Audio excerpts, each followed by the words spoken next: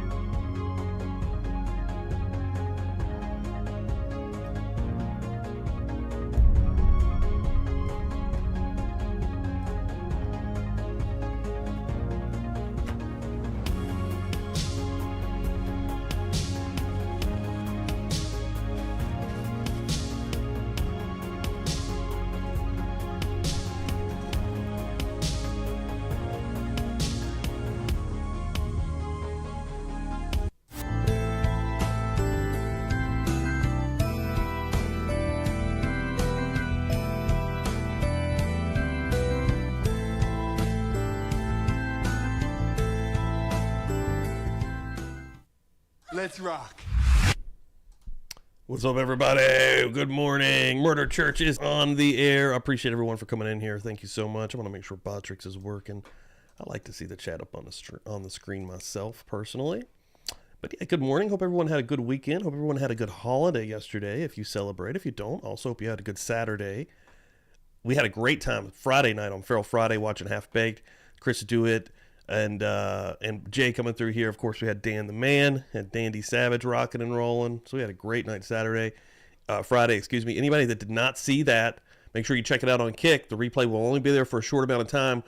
The week before, we had watched a movie called Pearl. That movie was taken off yesterday. That is going to live exclusively on the PubliclyBuzzed Patreon page. That is the same way with probably movies going forward is how I'm going to handle that. And X is already on there as well, so you could watch X and Pearl on Patreon with me and Dan.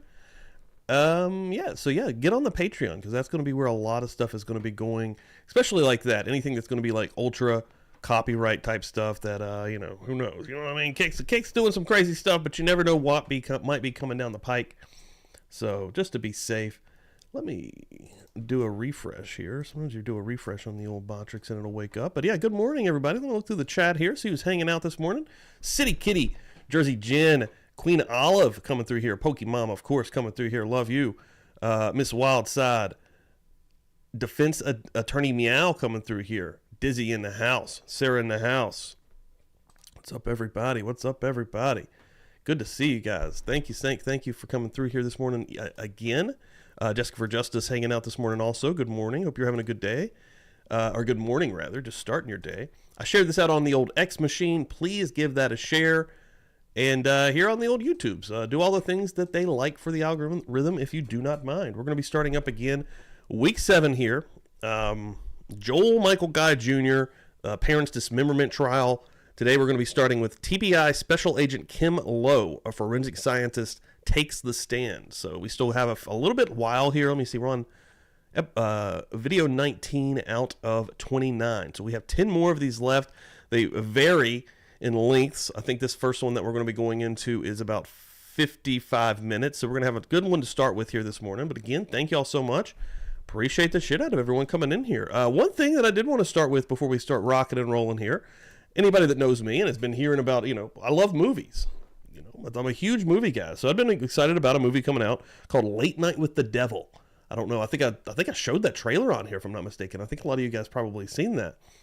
It was awesome. I did watch it last night. It's on Shudder. If anybody has the app Shudder, you can watch it. It's like a super cheap, awesome. If you're into horror movies, it's like $5 a month. It's well worth it. But this movie dropped on there Friday, I think. It's really good. It's a great movie. The atmosphere, the nostalgia vibe. They nailed the 70s. They nailed that late night talk show vibe as well. I will say the ending was a little bit of a slight letdown. Like, I don't hate the ending, and I don't hate the movie at all. The movie's absolutely gorgeous. The atmosphere they captured is amazing. It's a beautiful film. But the ending went a little bit sideways. It was perfect till a certain point, but that's just a personal opinion. I would still say check that son of a bitch out because it's fun as hell. Super good movie. That would be an absolute horror movie. Actually, if you replace, dude, that would be hilarious, Jay. There's scenes of this chick, like, basically, strapped to a chair being possessed. Putting Wendy's head on that chick's head would be hilarious, dude. That would actually be amazing. Good morning, Jay, my brother from another mother. What's up, dude? Jesse Charles coming through here. Still got some people creeping in through the back door. Get your pews. Before we start anything here on Murder Church, as folks know, we like to start off with a little bit of the old church bells. So let's get that rocking and rolling, shall we? Good morning when we're ringing the bells. Good morning. Yeah, we're ringing the bells. Yeah, I could have went live. I did for a second there. I actually went live through Restream on X and YouTube. But I need to get my ducks in a row first because I wasn't prepared and I didn't feel like copying all the information that I already put on this link over. So fuck it. I'm just going to do YouTube today. But prepare for future streams to be on both because when we streamed last week with Bob and Jay, I was happily surprised about X, quite frankly, with the stream. I didn't expect to get that kind of movement on there. But again, it was a hot hashtag with the Karen Reed stuff. But still, man, you never know who might see your content on a different platform like that. So I'm gonna try to start putting it on there. There we go, Jessica, man. And I know Jessica likes horror movies and even bad horror movies. This one isn't a bad horror movie at all. Like, not even in that vein of, like, 80s cheesy bad. I'm not even talking about that. Like, this is a really good horror movie. Just with I'm not sure what they were trying to do with the ending. I actually am sure what they were trying to do with the ending. I just don't think they nailed it. Ben has been gone almost a week and I'm falling apart. We need help for Jay Stat. Jay needs the laundry done. Yeah, dude, that's rough having your significant other gone for a little while like that. There we go, Viv. I knew Viv would be loving those damn bells. Hell yes. We got Julia coming through here also this morning. Hell yes. Full house. Hope Ain't Fear coming through also. Thanks, guys. I appreciate it. Yes, let's jump in here. Let's start rocking and rolling. And, see where the morning takes us. We'll go to about 12:30, 1. That's our usual time frame. I'm sure Jessica for Justice will be streaming a little bit later over on Kick. And, I'm going to be reaching out to Jessica here soon also. I want to get Jessica back on here, man. She was on here for a Murder Church episode, and it was awesome. I really love her vibe. And she's also out here hustling and doing the damn thing. So, hell yeah, guys. Let's jump in here. Let's rock and roll and see what happens. Get the sound right. Yesterday, I did a super quick live stream, 420 live, that didn't last very long. I fucked up. I showed one video that was like some funny moments from police body cams, but then it jumped right into like the actual cop show scenes, and I let one play all the way through before I realized, and then I even seen like the graphic. I was like, oh shit, this ain't probably good. And then it took it. It didn't hit me with the copyright yet, knock on wood, so I think we're good. I just took it off, and then I came back, but you never fucking know. Just Kim Lowe. And I will ask you to... Kim? Would you state your name for the record, please? Special Agent Forensic Scientist Kim Lowe. And I will ask you to speak up a little bit. You're very soft-spoken, and...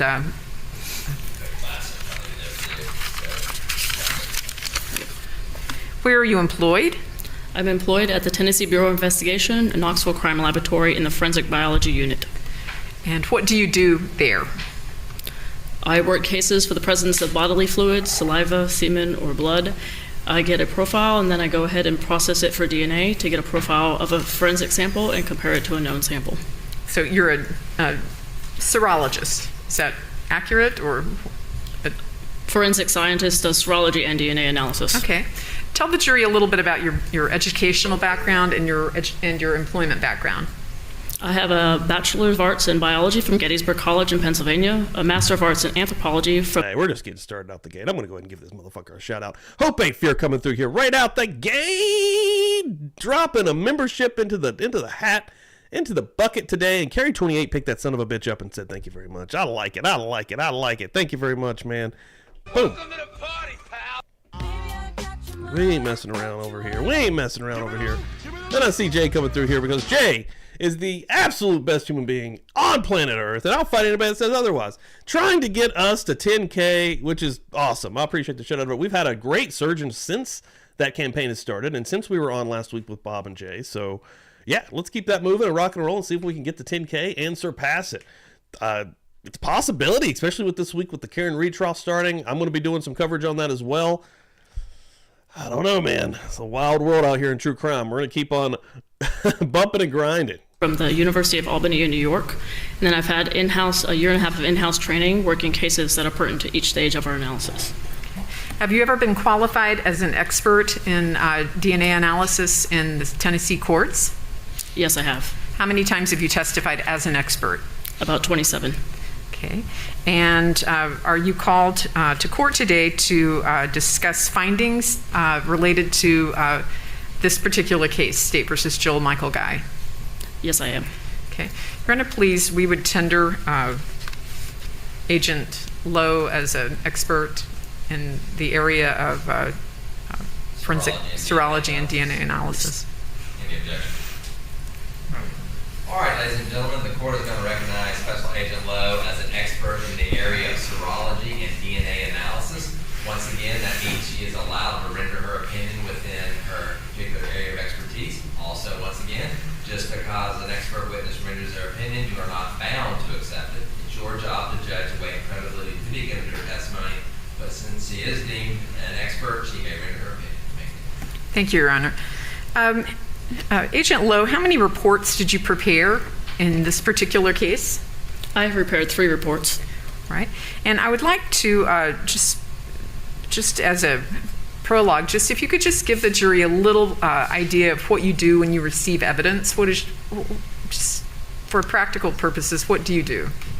So again, I process the evidence for presence of bodily fluids, semen, saliva, or blood, and then I go ahead and generate a DNA profile. So I'll extract the DNA, so I'll take the DNA off of the item it's on, figure out how much DNA I have, and then go ahead and look for the 25 locations that we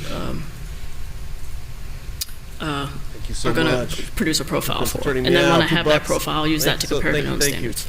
Okay. Can you tell the jury what that involves? I mean, you receive evidence from a law enforcement agency, right? The lab actually have evidence receiving technicians who will receive the evidence from the agencies, and when it's been put in the computer with a unique laboratory case number, I will then ask for the evidence technicians to give me the evidence for this case. Okay. And with respect to the first report that you prepared, can you discuss what evidence you received related to the report that was issued on March the 13th of 2018?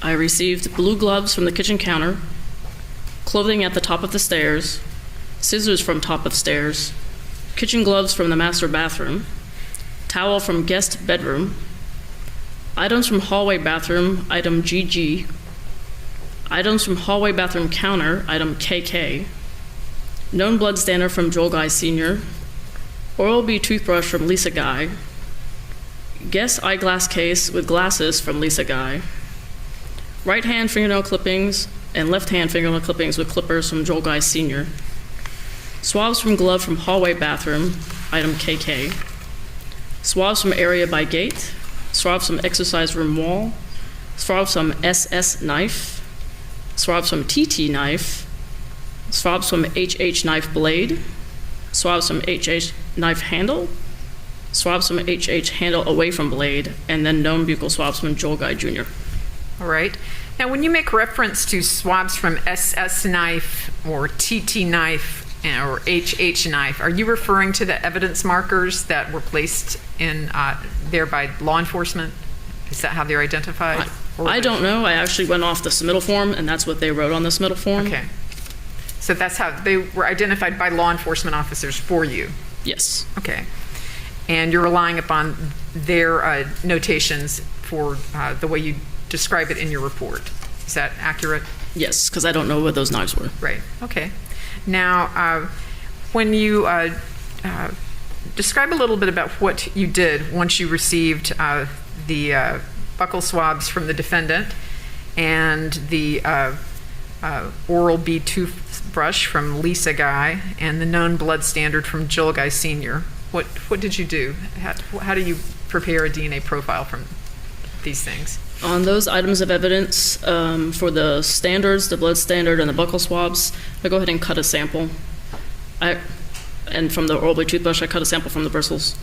And I go ahead and extract them individually, which that pulls the evidence off of the swabs or the standard or the bristles from the toothbrush. And then I create a profile from it. Okay. Now, with respect to some of these articles of evidence, is it fair to say that you didn't test everything that was submitted to you? That is correct. Okay. And can you tell the jury a little bit about what helps you make a decision on what items are likely to produce evidentiary results for you? So we look at the evidence, the narrative that is handed to us by the agencies, and then go ahead and try to figure out what questions need to be answered, and then I'll work evidence that are probative to answering those questions. Okay. And can you just go through your report and discuss your findings as to each exhibit that you identified in your report? 1A, the blue gloves from the kitchen counter. No examination was performed at this time. Contents were not verified. 2A. What does that mean? That means I didn't open the package. I didn't work the item of evidence. Okay. 2A, clothing at the top of the stairs. Again, I didn't work that item of evidence. And can you explain why you did not? At the time, the blue gloves from the kitchen counter, I think, were actual not from what I got from the officer, were not nitrile gloves. They were gloves that could be in the kitchen and be used at any time by any individual. And the clothing at the top of the stairs was, I believe I was told it would belong to Lisa Guy, but it didn't seem to have any evidence to get possible blood off of her clothing to match back to her. It didn't seem to answer the question. So, I mean, you expected to find her blood, but not necessarily DNA from another source. Is that accurate? It would be hard to find somebody else's blood swamped by a lot of somebody else's blood. Okay, very well. Now, with respect to item 3A. 3A, scissors from top of stairs. I did 3 different areas of the knife, up the scissors, sorry. The blade, presumptive test indicated the presence of blood. Further testing indicated the presence of human hemoglobin, a component of human blood. The DNA profile obtained is consistent with a mixture from at least 3 individuals, where at least 1 is male. Exhibits 8A, Joel Guy Sr., and 8N, Joel Guy Jr., are consistent with being contributors to this major contributor profile. So, I guess just in layman terms, you found DNA belonging to Joel Guy Sr. and the defendant on the blade of the scissors found at the top of the stairs. Is that fair? Yes, it was a mixture between the 2 of them. Okay. The A mixture probability- of 2. A mixture of both. Is that? That is correct. Okay. The probability of randomly selecting an unrelated individual who would be included as a contributor to this DNA mixture is approximately 1 in 1,773 trillion for the African American population and 1 in 3,815 billion for the Caucasian population, 1 in 7,752 billion for the Southwestern Hispanic population. Due to the limited minor contributor profile obtained, interpretation of the minor contributor is deemed to be inconclusive. Okay. The handle, the non-stained area of the handle, the DNA profile obtained is consistent with a mixture from at least 3 individuals, where at least 1 is male. Due to the unknown number of potential contributors to the profile, this profile is available for exclusionary purposes only. Exhibits 8A, Joel Guy Sr., 8N, Joel Guy Jr., and 8B, Oral-B toothbrush from Lisa Guy, are inconclusive due to the complexity of the mixture. Stain from the handle of the scissors. Presumptive tests indicated the presence of blood. Further testing indicated the presence of human hemoglobin, a component of human blood. The DNA profile obtained is consistent with a mixture from at least 2 individuals, where at least one is male. The major contributor to the profile matches the profile from 8B, Oral-B toothbrush from Lisa Guy.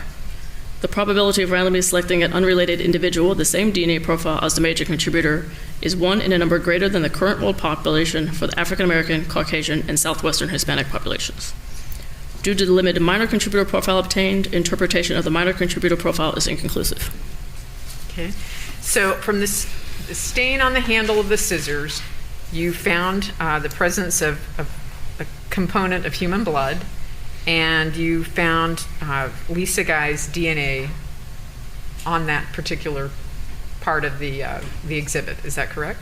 She's the stronger contributor to that profile. Okay. And the rest of it, and I'm trying to dumb it down so that I can understand it, and so if my language is very elementary, please excuse me. I'm just trying to process it so that I understand it. You didn't have enough sample, I suppose, to make a conclusion about the unknown male contributor. Is that fair to say? From which area of the? The stain from the handle. I wasn't able to identify the minor contributor, no. Okay. Right. Not enough DNA to make it to comparison. Match it. Okay, very well. 4A, 5A, and 6A, which are kitchen gloves from the master bathroom, towel from the guest bedroom, and items from hallway bathroom, item GG, I didn't open or work. And was that for the same reasons that you didn't, you made a decision not to test the other items? It is for the kitchen gloves. The towel from the guest bedroom was in the area he was staying. I wasn't expecting not to find him on it. And the items from the hallway bathroom were similar to the items from 7A, so I'd only worked one set of them. Okay. So with respect to 7A, items from the hallway bathroom counter, what were your findings? I originally worked one circular piece of medical tape. Presumptive tests indicated the presence of blood. Further testing indicated the presence of human hemoglobin, a component of human blood. The profile obtained matches 8N Joel Guy Jr. The probability of randomly selecting an unrelated individual with the same DNA profile is 1 in a number greater than the current world population for those 3 population groups. I then analyzed 6 gloves separately. These 6 gloves had RBS stains on them, so I went ahead and analyzed the stain on the glove and then the non-stained side of the glove. So can you explain the difference, stain side, non-stain, for me? So a regular typical nitrile glove has 2 sides, but they're not identifiable. So one side on the glove actually had RBS, had a reddish brown stain on it, and the other, so I took that and worked that stain, and then on the opposite side, so that if you inverted the glove, the inside portion would be the non-stained area. Okay. So glove 1, the side that had the stain on it, presumptive tests indicated the presence of blood. Testing for the presence of human hemoglobin, a component of human blood, was not performed due to a limited sample. The DNA profile obtained is consistent with a mixture from 2 individuals where at least one is male. The major contributor to the profile matches 8N Joel Guy Jr. The probability of randomly selecting an unrelated individual with the same DNA profile as the major contributor is 1 in a number greater than those 3 population groups. Due to the limited minor contributor profile obtained, interpretation was inconclusive. The same glove, the non-stained side area. The DNA profile obtained is consistent with a mixture from 2 individuals where at least one is male. The major contributor matches 8N Joel Guy Jr. The probability of randomly selecting an unrelated individual with the same DNA profile as the major contributor is 1 in a number greater than the current world population for those 3 groups. Due to the limited minor contributor profile obtained, interpretation is inconclusive. So one of the gloves found in the upstairs hall bathroom had the defendant's DNA on the stained side and the non-stained side. Is that? That's correct. Correct. Okay. Now with respect to glove number 2? The stained side of glove number 2, presumptive test indicated the presence of blood. Further testing indicated the presence of human hemoglobin, a component of human blood. The DNA profile obtained matches 8N Joel Guy Jr. The probability of randomly selecting an unrelated individual with the same DNA profile is 1 in number greater than the current world population for those 3 groups. Shit. The non-stain side of that glove, the DNA profile obtained is consistent with a mixture from at least 2 individuals where 1 is male. The major contributor to the profile matches 8N, Joel Guy Jr. Not a lot of blinking. The probability of randomly selecting an unrelated individual with the same DNA profile as the major contributor is one in a number greater than the current world population for those 3 population groups. Due to the limited minor contributor profile obtained, interpretation is inconclusive. So with respect to glove 2, the defendant's DNA was found on both the stain side and the That is non-stain really long. side. Is that correct? That is correct. Please continue. Glove 3 has 2 different stains that I took through separately. Stain 1, presumptive tests indicated the presence of blood. Testing for the presence of human hemoglobin was not performed due to a limited sample. The DNA profile obtained is consistent with a mixture from 2 individuals where at least 1 is male. The major contributor matches the profile obtained from Exhibit 8B, Oral-B toothbrush from Lisa Guy. The probability of randomly selecting an unrelated individual with the same DNA profile as the major contributor is 1 in a number greater than the current world population for the African American, Caucasian, and Southwestern Hispanic populations. Due to the limited minor contributor profile obtained, the profile is deemed to be inconclusive. The second stain from glove 3, presumptive tests indicated the presence of blood. Further testing indicated the presence of human hemoglobin, a component of human blood. The DNA profile obtained is consistent with a mixture from at least 2 individuals. The major contributor matches the profile obtained from Exhibit 8B, Oral-B toothbrush from Lisa Guy. The probability of randomly selecting an unrelated individual with the same DNA profile as the major contributor is 1 in number greater than the current world population for those Right? 3 population groups. That's true. Due to the limited minor contributor profile obtained, interpretation is inconclusive. The non-state side of glove 3, the DNA profile obtained matches Exhibit 8N, Joel Guy Jr. The probability of randomly selecting an unrelated individual with the same DNA profile is 1 in a number greater than the current world population for those 3 population groups. An additional allele was obtained at 1 location. Due to this limited information, it is deemed to be inconclusive. Okay, so with respect to glove 3, you found 2 blood stains, and you found that Lisa Guy's DNA matched the stain portions of the 2 stain portions of glove 3, correct? Correct. And you found the defendant's DNA on the non-stain side. That is correct. Okay. Now, with respect to glove 4, Glove 4 also had 2 additional RBS stains on them. Stain 1, presumptive tests indicated the presence of blood. Testing for the presence of human hemoglobin, a component of human blood, was not performed due to a limited sample. The DNA profile obtained matches 8N, Joel Guy Jr. The probability of randomly selecting an unrelated individual with the same DNA profile is 1 in a number greater than the current world population for those 3 groups. The second stain on the glove 4. That's the way, honestly, Sarah. Like, the man bun's the easiest way. Like, you just wrap it up and, the worst part is just brushing it all out after you wake out, but... Presumptive tests indicated the presence of blood. Good morning. Testing for the presence of human hemoglobin, a component of human blood, was not performed due to a limited sample. The DNA profile obtained matches Nice. 8N, Joel Guy Jr. The probability of randomly selecting an unrelated individual with the same DNA profile is 1 in a number greater than the current world population for those 3 groups. The non-stain side of glove 4, the DNA I profile... have a crazy story about that, actually. So, I was in, like, high school. So, like, me being a giant fucking, hold on, oops, wrong one, my bad. Me being a giant fucking Stone Cold Steve Austin fan, I was like, you know what, I'm gonna buzz this thing off, I'm gonna do this myself, baby! And I just started, like, doing the fucking, I went to the bathroom, and just started, actually, that might have scarred me. That was my last ever actual haircut. Ever. I've never cut my hair since. And I just started going all over it, right? Well, you can only get so fucking far with those things. So I'm like, oh man, I gotta use the razor. Dude, it was just patchy and crazy, longer in places than other places. I started like trying to shave parts. And of course I'd get a little bit, but then the razor, there was these shitty disposable razors. Oh my God. So locally in town, we had this guy named Speedy. All right. This guy was a military guy from the military. He cut hair in the military, I should say. So they called him this because if the only thing he gave you were buzz cuts. If you went in there, you were getting a buzz cut. There wasn't anything else. My grandpa went there. There was nothing else. So I go there, dude, with patched up insane head, bloody spots, and I'll never forget. He's like, "What the hell happened?" And he got it as close as he possibly could. There were still gaps and weirdness because of the razor situation, but he got it as close as he possibly could. And I was in summer school at the time. It was summer. Had to go back to summer school the next day with this patchy ass weird head, man. It did. It totally fucking scarred me. So that's why I have never cut my hair since. I'm Stone Cold Steve Austin. He is the reason. Obtained is consistent with a mixture from at least 2 individuals where at least one is male.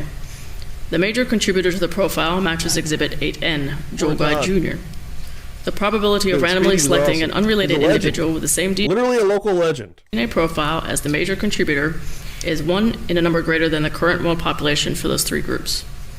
Due to the limited minor contributor profile obtained, interpretation is inconclusive. So with respect to glove 4, you found the defendant's blood, his DNA on 2 stains, and also found his DNA on the non-stain side for glove 4. Is that right? That's correct.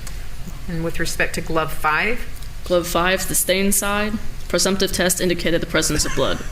Testing for the presence of human hemoglobin, a component of human blood, was not performed due to a limited sample.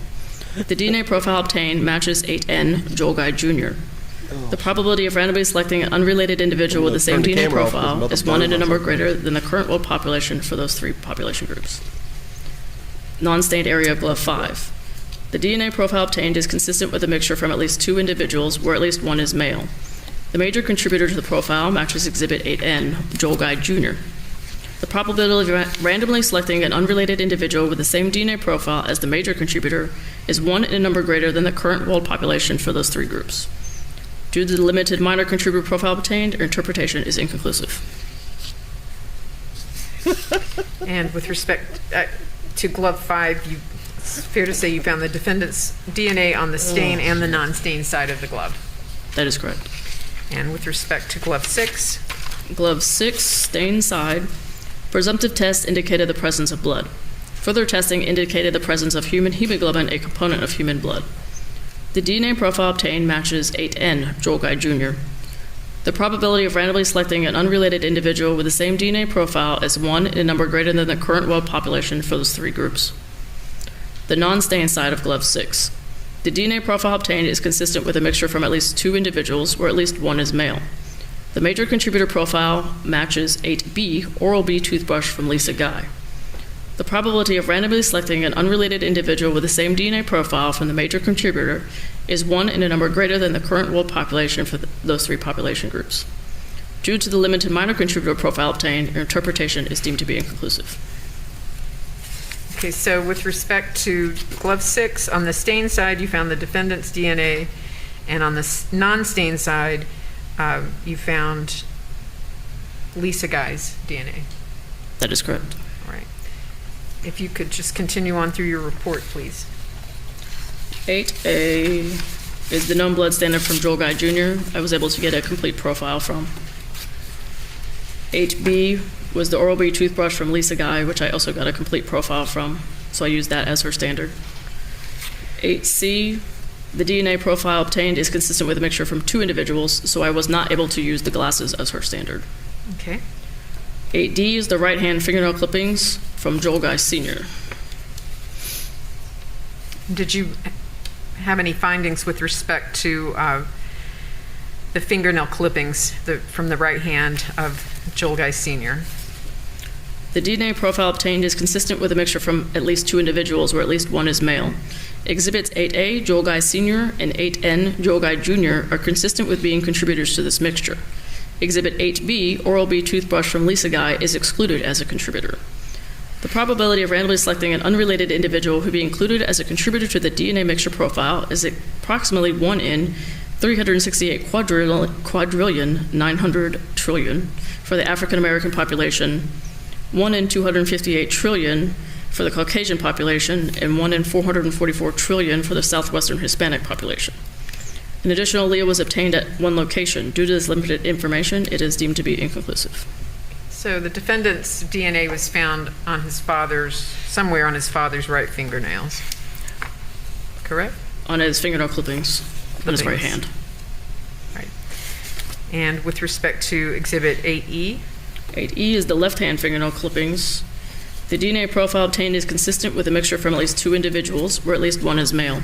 The major contributor profile is consistent with 8A, Joel Guy Sr., who is an assumed contributor to the profile. Due to the limited minor contributor profile obtained, interpretation was inconclusive. Okay. And 8F? 8F were swabs from glove from hallway bathroom. I did not work that because I actually had the glove in the previous in Exhibit 7A. Okay. And with respect to 8G? 8G, swabs from area by gate. Presumptive test indicated the presence of blood. Further testing indicated the presence of human hemoglobin, a component of human blood. The DNA profile obtained matches 8N, Joel Guy Jr. The probability of randomly selecting an unrelated individual with the same DNA profile is 1 in a number greater than the current world population for those 3 population groups. Okay. So the defendant's blood is on the swab from the area by the gate. Yes. Okay. 8H? Swabs from exercise room wall. Presumptive test indicated the presence of blood. Further testing indicated the presence of human hemoglobin, a component of human blood. The DNA profile obtained is consistent with a mixture from at least 2 individuals, where at least one is male. The major contributor to the profile matches Exhibit 8A, Joel Guy Sr. The probability of randomly selecting an unrelated individual with the same DNA profile as the major contributor is 1 in number greater than the current world population for those 3 groups. Due to the limited minor contributor profile obtained, interpretation is inconclusive. Okay. And next? 8I, swabs from SS knife. Presumptive test did not indicate the presence of blood. Okay. And 8J? J, swabs from TT knife. Presumptive test did not indicate the presence of blood. 8K? Swabs from HH knife blade. Presumptive test did not indicate the presence of blood. All right. And 8L? Swabs from HH knife handle. Presumptive test indicated the presence of blood. Testing for the presence of human hemoglobin, a component of human blood, was not performed due to a limited sample. The DNA profile obtained is consistent with a mixture from at least 2 individuals, where at least one is male. The major contributor to the profile matches Exhibit 8N, Joel Guy Jr. The probability of randomly selecting an unrelated individual with the same DNA profile as the major contributor is 1 in a number greater than the current world population for those 3 groups. Due to the limited minor contributor profile obtained, interpretation is inconclusive. So the defendant's DNA is found on the handle of knife HH. Yes. All right. 8M? M, swabs from HH handle away from blade. Presumptive test indicated the presence of blood. Further testing indicated the presence of human hemoglobin, a component of human blood. The DNA profile obtained is consistent with a mixture from at least 2 individuals, where at least one is male. The major contributor to the profile matches Exhibit 8N, Joel Guy Jr.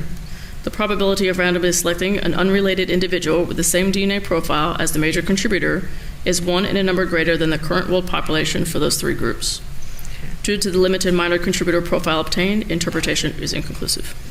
So you also found the defendant's DNA on another portion of the HH knife handle. As the major contributor, correct. 8N? 8N was the known buccal swabs from Joel Guy Jr. I was able to obtain a complete profile. Okay. Now, did you take photographs of some of these articles of evidence that you... I did. Okay. Enter, please. This time we would like to introduce, as our next numbered collective exhibit, Agent Lowe's report and photographs.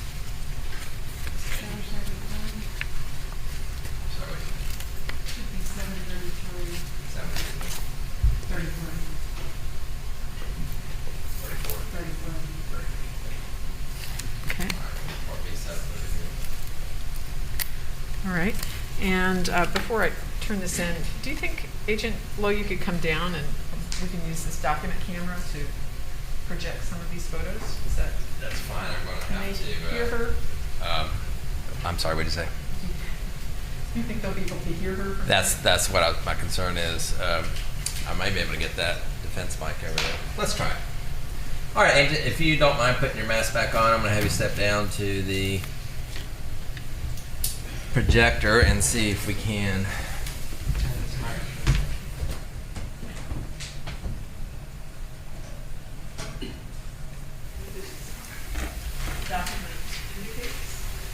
So this is my Exhibit 3A. Hold on a second, let me pull it out of here. All right, go ahead. Let me see if they can hear that. This is my Exhibit 3A. So scissors from top of the stairs. This is my serology form that I fill out. And Hold on a second. That I don't think we're getting it loud enough there, and maybe because of the mask. So, General, I think what I'm going to have to do is let you control the documents and have her come back to the witness stand. All right, I'm going to have you come back to the witness stand. If you can see it on here. So this is the Exhibit 3A. It's the serology sheet I fill out when I'm get an item of evidence. I describe the outside of the box, then I describe what's inside the box, and below is the actual testing that I did on this exhibit.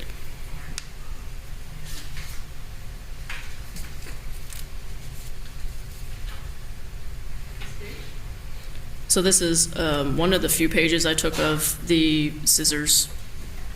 The little red lines are indicated what is TMBP positive, so presumptive positive for the presence of blood. For what? I'm sorry? It's presumptive positive for the presence of blood. Presence of blood.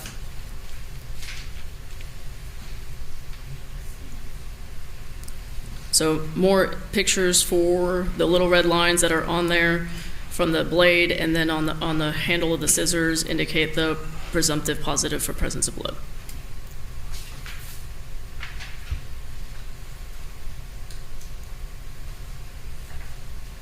This is the handle of the scissors. I'm showing, again, the red shows the presumptive positive for the presence of blood, and the bottom picture is what I actually swabbed for DNA analysis for the stain on the handle of the scissors. Because there appears to be more staining in that area? I'm sorry, I did not. There appears to be more staining in that area? It just may have been heavier.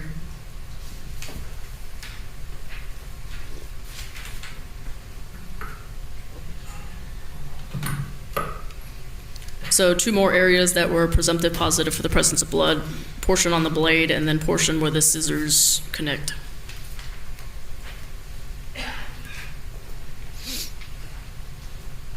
This is the portion of the blade that is, again, presumptive positive for the presence of blood, and I swabbed this for the stain on the blade of the scissors.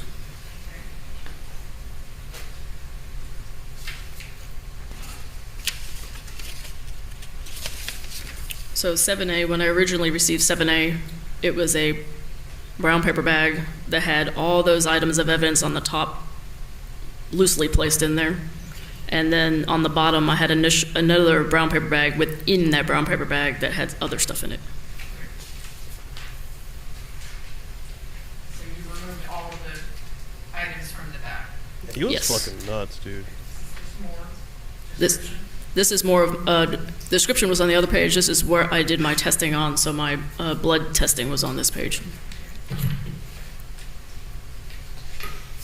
you page 16 of this exhibit. This is what I designated my samples for the DNA analysis process on each of those gloves.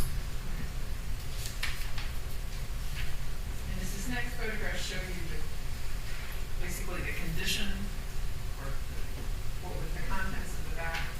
So the first part of the top part of that picture shows what was in the bag itself. So all the stuff on the top portion was what was loose in the bag, and then that one brown bag was what was with it, and below that picture is what was in that brown bag.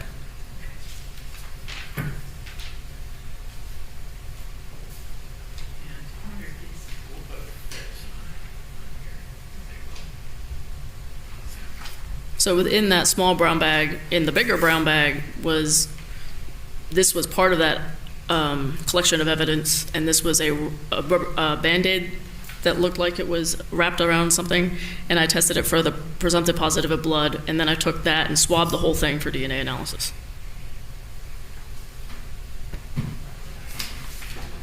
we discussed 6 gloves that you examined, correct? I examined 6 because they had evidence of the reddish brown stain on them. So those are the gloves as I numbered them, and I've circled in red the presumptive positive for blood stains.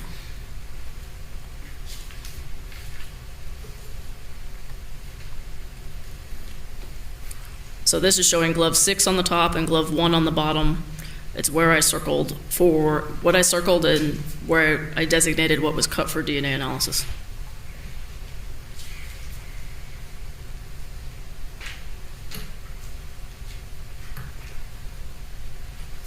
This is glove 3. It's showing the 2 stains. One looks like it's on the thumb and the other one's on the pinky finger. I took those through separately for DNA analysis.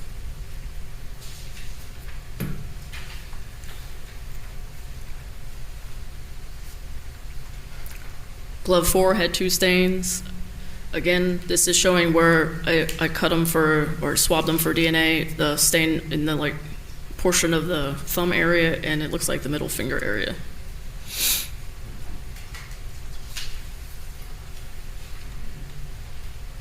This is showing an overall of glove 5 where the stain was, and then I circled it on the bottom, and that's what I tested and cut for DNA.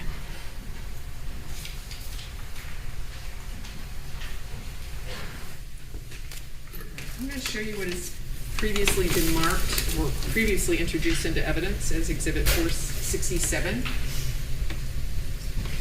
and ask you if you recognize this. I do. It has the lab number, unique identifying lab number on it. It's got my exhibit number on it, and it has my initials on it. It's also still sealed with my initials down here as exhibit my 7A. So that corresponds to, I'm not going to ask you to open that because of the nature of it, so but that does correspond to your exhibit 7A, is that correct? That corresponds to 7A of the pictures you just saw. So I'm just going to ask if you recognize these as the scissors that you referenced in your report. So this is my exhibit 3A. It's got the unique laboratory number on it, and this one has my exhibit number, and my initials on it. So these contain the scissors, correct, that you examined? That is correct. And then we have 7A.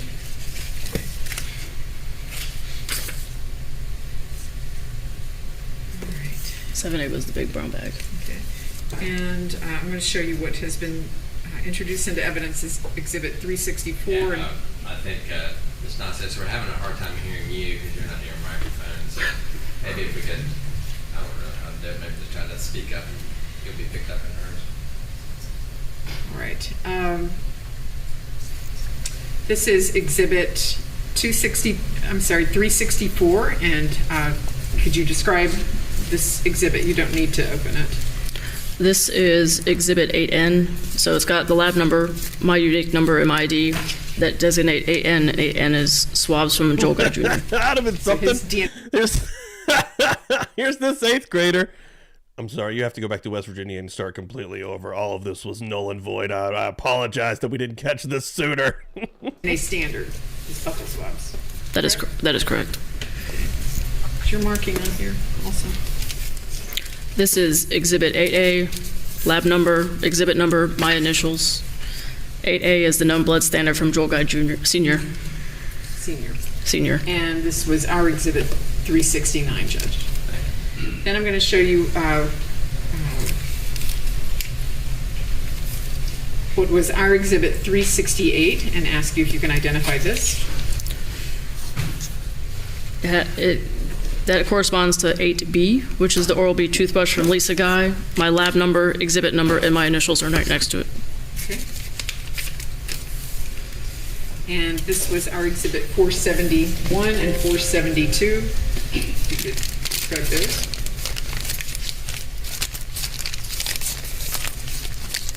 Corresponds to 8D, with right-hand fingernail clippings from Joel Guy Sr. and left-hand clippings from Joel Guy Sr.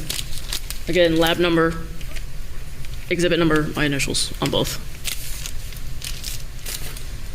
Exhibit 4, what has previously been introduced as Exhibit 453 and 450. Well, let's do 452, 453, and 454.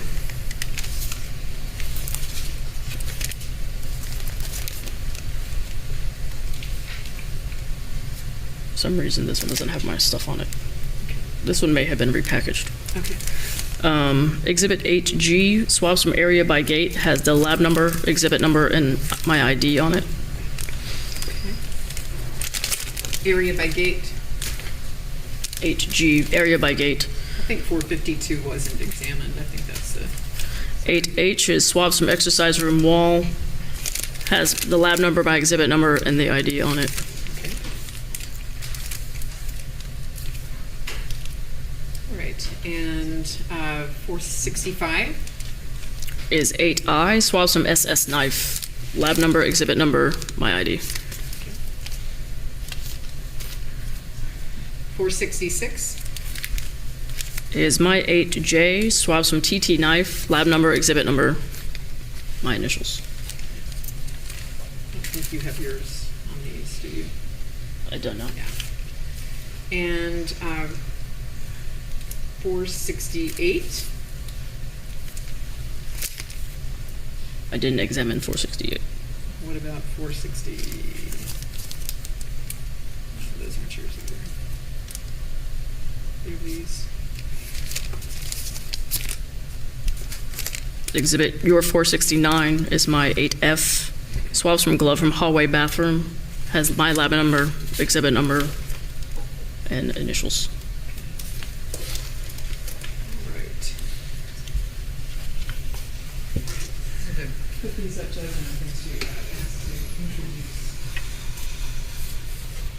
This is collected 733, the report and photographs. In objection to 733, the report. All right. Folks, the court's going to receive Special Agent Lowe's report with the accompanying photographs as Exhibit 733.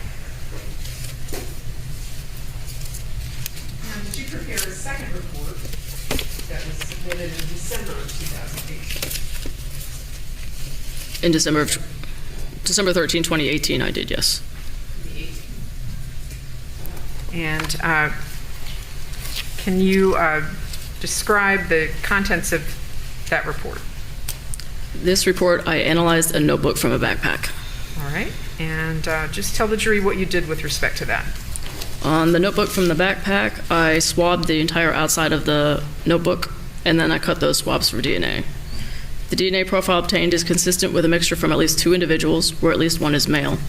The major contributor profile is consistent with 8N, Joel Guy Jr. Exhibits 8B, Oral-B toothbrush from Lisa Guy, and 8A, Joel Guy Sr. are excluded as contributors to this profile.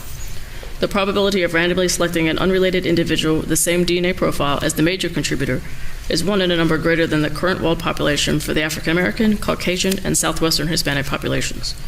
Due to the limited minor contributor profile obtained, interpretation of the minor contributor is deemed to be inconclusive. And you took photographs of this as well, is that correct? That is correct. All right, and I'm going to avoid the microphone. This is how I started the case file, and then this is the worksheet for that one exhibit 9A. Okay. And this is your photograph? It is. This is the front of the notebook, and then the first page when you open the notebook.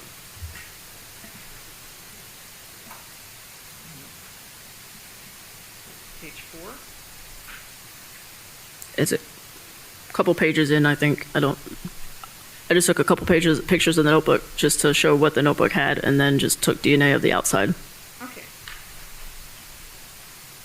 I want to make sure it's the right one now. So, is this the same notebook that you examined? It's the same notebook. It's got the exhibit number, the lab number, and my initials on it.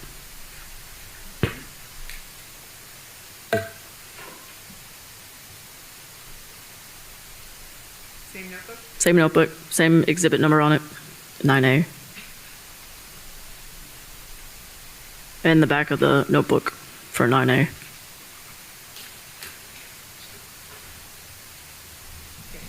So when you examined it, do I understand your testimony to be that you examined the exterior of it, the glossy or smooth surface? I don't remember exactly if it's glossy or not, but for touch DNA analysis, go ahead and swab the whole thing to get as much as possible so you can get a usable profile, because touch DNA doesn't give a lot of DNA.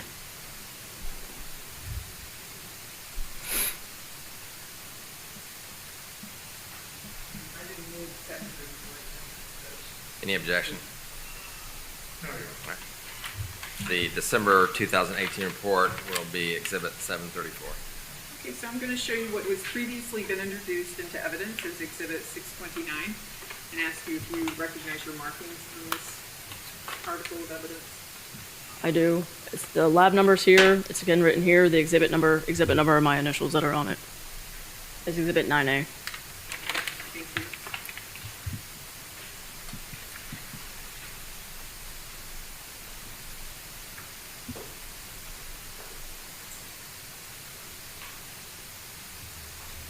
And did you, Agent Lowe, prepare a third report involving 2 knives that were recovered from the scene in this case? I did. And if you would please, would you just discuss the findings of your report issued 9/23/20? The knife from the top of the stairs. There's a couple areas that I tested separately. Blade near the tip.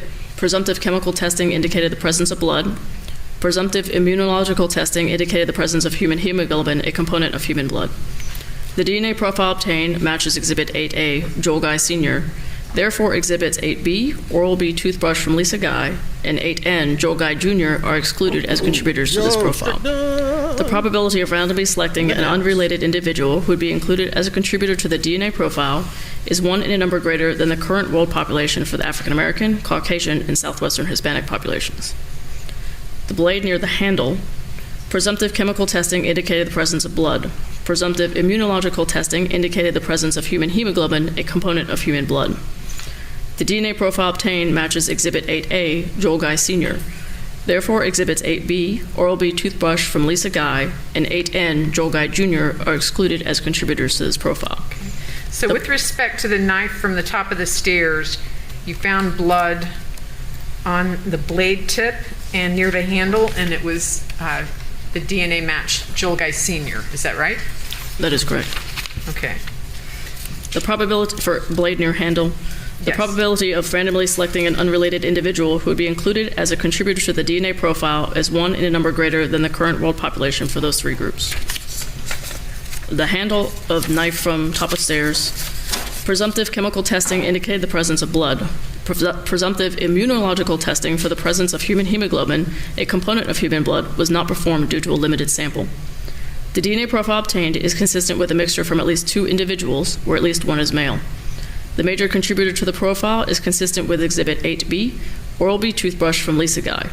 Therefore, Exhibits 8A, Joel Guy Sr., and 8N, Joel Guy Jr., are excluded as contributors to the major profile. The probability of randomly selecting an unrelated individual who would be included as a contributor to the major DNA profile is 1 in a number greater than the current world population for the African American, Caucasian, and Southwestern Hispanic groups. Due to the limited minor contributor profile obtained, the minor contributor profile is inconclusive for comparison purposes. Okay. So on the handle of the knife at the top of the stairs, you found Lisa Guy's DNA As the major contributor, yes. as the major contributor. Okay. And your findings with respect to the knife from the master bathroom? I had 3 areas on the knife from the master bathroom as well. The blade tip. Presumptive chemical testing did not indicate the presence of blood. The DNA profile obtained is consistent with a mixture from at least 2 individuals, where at least 1 is male. The major contributor to the profile is consistent with Exhibit 8N, Joel Guy Jr. Therefore, Exhibits 8A, Joel Guy Sr., and 8B, Oral-B toothbrush from Lisa Guy, are excluded as contributors to the major profile. The probability of randomly selecting an unrelated individual who would be included as a contributor to this major DNA profile is 1 in a number greater than the current world population for those 3 population groups. Due to the limited minor contributor profile obtained, the minor contributor profile is inconclusive for comparison purposes. Blade near the handle. Presumptive chemical testing did not indicate the presence of blood. The partial DNA profile obtained is consistent with Exhibit 8A, Joel Guy Sr.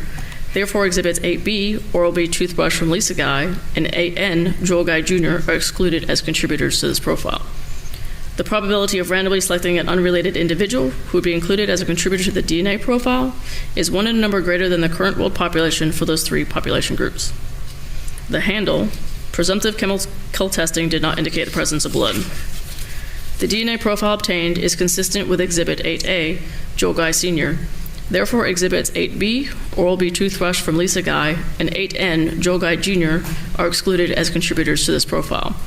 The probability of randomly selecting an unrelated individual who would be included as a contributor of the DNA profile is 1 in a number greater than the current world population for those 3 population groups. Okay, so with respect to the knife from the master bathroom, just to recap, you found the defendant's DNA on the blade tip of this knife, correct? As a major contributor, correct. As the major contributor. And the blade near the handle, you found Joel Guy Sr.'s Yes. blood as the major contributor. Is that correct? As he's the only contributor. The only contributor. And with respect to the handle, you didn't find blood. However, am I reading this correctly? You did find, if those were exclusions. It's consistent with Joel Guy Sr., is that correct? The handle is consistent with Joel Guy Sr. Okay. And Judge, since the jury has seen these knives, I'm not going to publish the photographs, but they will be included as this collective exhibit.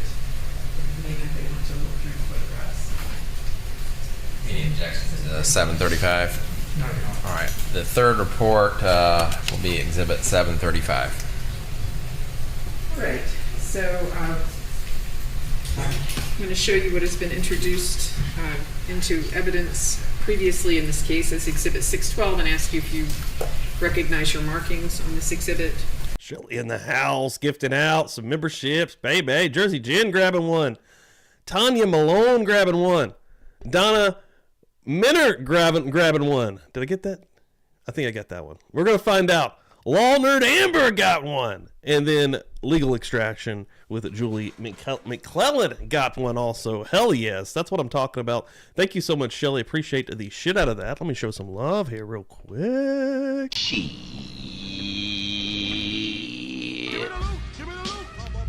Hell yeah. And then right behind that, oh shit, Donna gonna come through with the $4.99. Pass the plate in honor of West Virginia and Pastor Steve. I thank you so much for everyone hanging out here and Donna coming through here. Mary Jane, I mean, do I look like somebody that would smoke marijuana?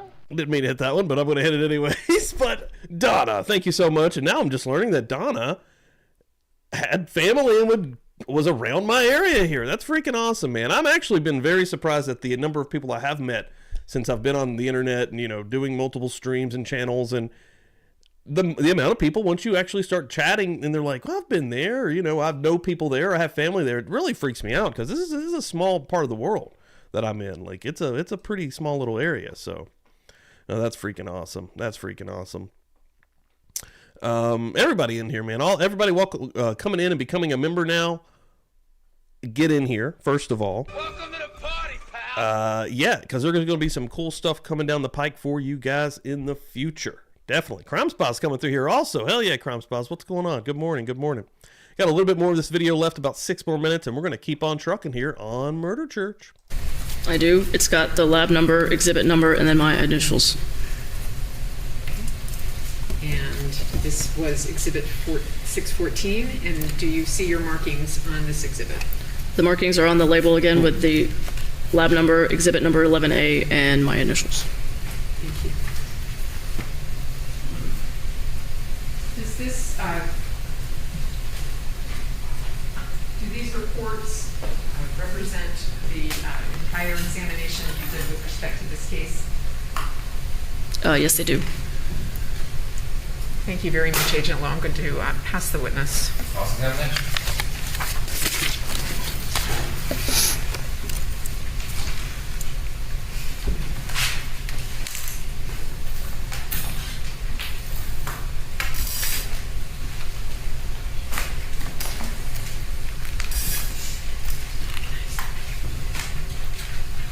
Good afternoon.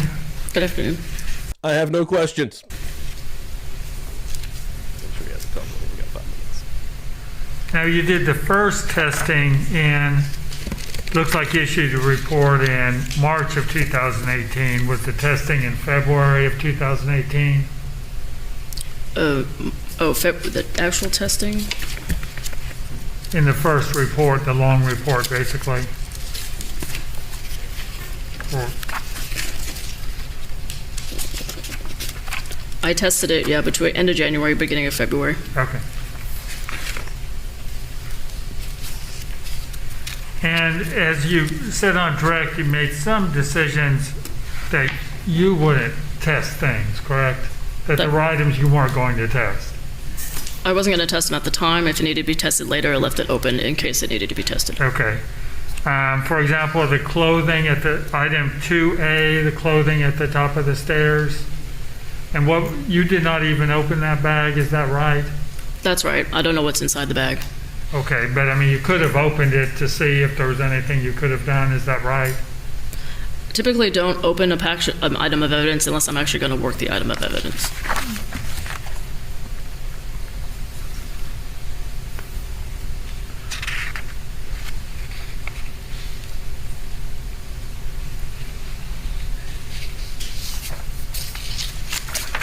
And then I think it's 8F.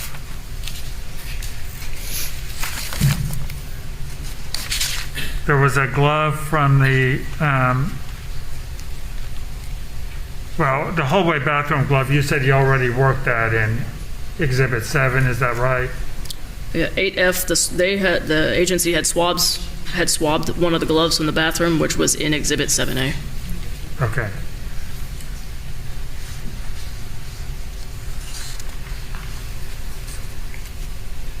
Okay. I was thinking of 4A, kitchen gloves from master bathroom. You did not test that? I did not. And why is that again? At the time, I was told they were actual gloves they used to take hot stuff out of the oven. So the chances at the time, of getting his DNA, it's just a common item of stuff you would use in the kitchen. But it's not common to find it in the master bathroom, is it? Don't know. Okay. But you didn't test that to see if it had blood on it? You didn't look at it? I did not open it. Okay.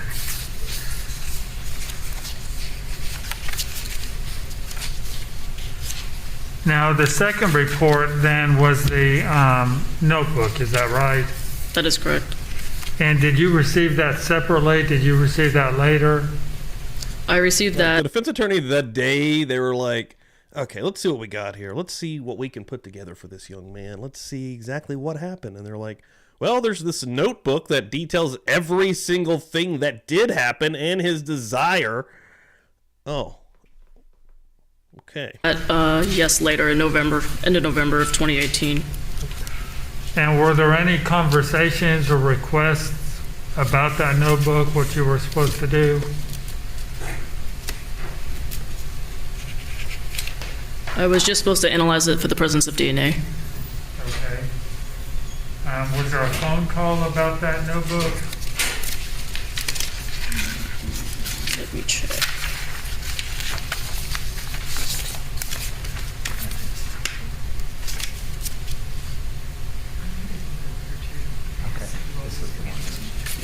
If I could approach the witness and Yes. tell her and see if she can recognize this document.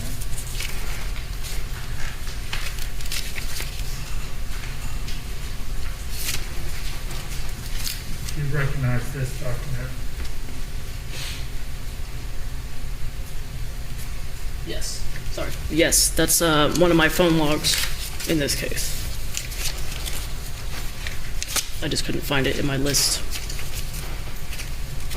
And can you read for us, if you have it, what it says? It says Rachel Samlin called to ask me about a notebook in this case. The DA wants DNA on the notebook for possession. Notebook was recovered in a backpack inside the victim's residence. Now, the third report wasn't done until, and that's the knife at the top of the stairs. and the other item, that wasn't done until last week, is that right? That is correct. Okay. And is that something that you received at the last minute, I guess? It was something I received on September 17th. Okay, and you were asked to try and get it done by the trial date? I was. Okay. Thank you, that's all. No redirect. Thank you, Special Agent. You may step down. You're free to go. Where are we going next, baby? Let's see, we got an hour 22 we're going to go into here. Dr. Amy Halls, forensic pathologist, takes the stand. So we're going to keep rocking and rolling. Everybody coming through here this morning, I appreciate the hell out of it per the usual. You guys know that. Murder Church does the damn thing here on the old YouTube, soon to be on YouTube and X. Messed that up this morning, but yeah, I'm going to try to do these on X as well. Maybe all the streams. I don't know. We're going to see how that works out. I'm going to play a quick stinger that is probably going to make everyone have to go and use the bathroom. That's usually what happens here, and I apologize in advance. I've got my coffee rocking and rolling. We're going to keep rolling, baby. But first, before I do that, hold on. I'm going to give it a little bit more love and a little bit more shout-outs because there's been some fine folks coming through here this morning. Hope Ain't Fear, giving out that early membership. I'm going to go ahead and give you one of these right here. Thank you so much, Hope Ain't Fear. G coming through here for the usual. Defense Attorney Meow coming through with the $2, baby. Passing the plate. I appreciate that shit out of that. I like, and that's a new thing where you can hit the likes on those, right? They got the little thumbs. I don't think that was on there before. Maybe I'm crazy. Maybe I'm crazy. And then Shelly Carver coming through here. Going to be hanging out for just a little bit this morning. But when she did, baby, she gave out 5 memberships. And everybody that got one of those, welcome in here. That is what I'm talking about. That's what I'm talking about. Hell yes. I'm telling you like it is, baby. And then Donna, right here, right at the very end, boom, $4.99. Pass the plate in honor of West Virginia and Pastor Steve. Thank you guys so much as we're rocking and rolling. We're keeping going. And Son of a bitch! let's do it. Let's do it.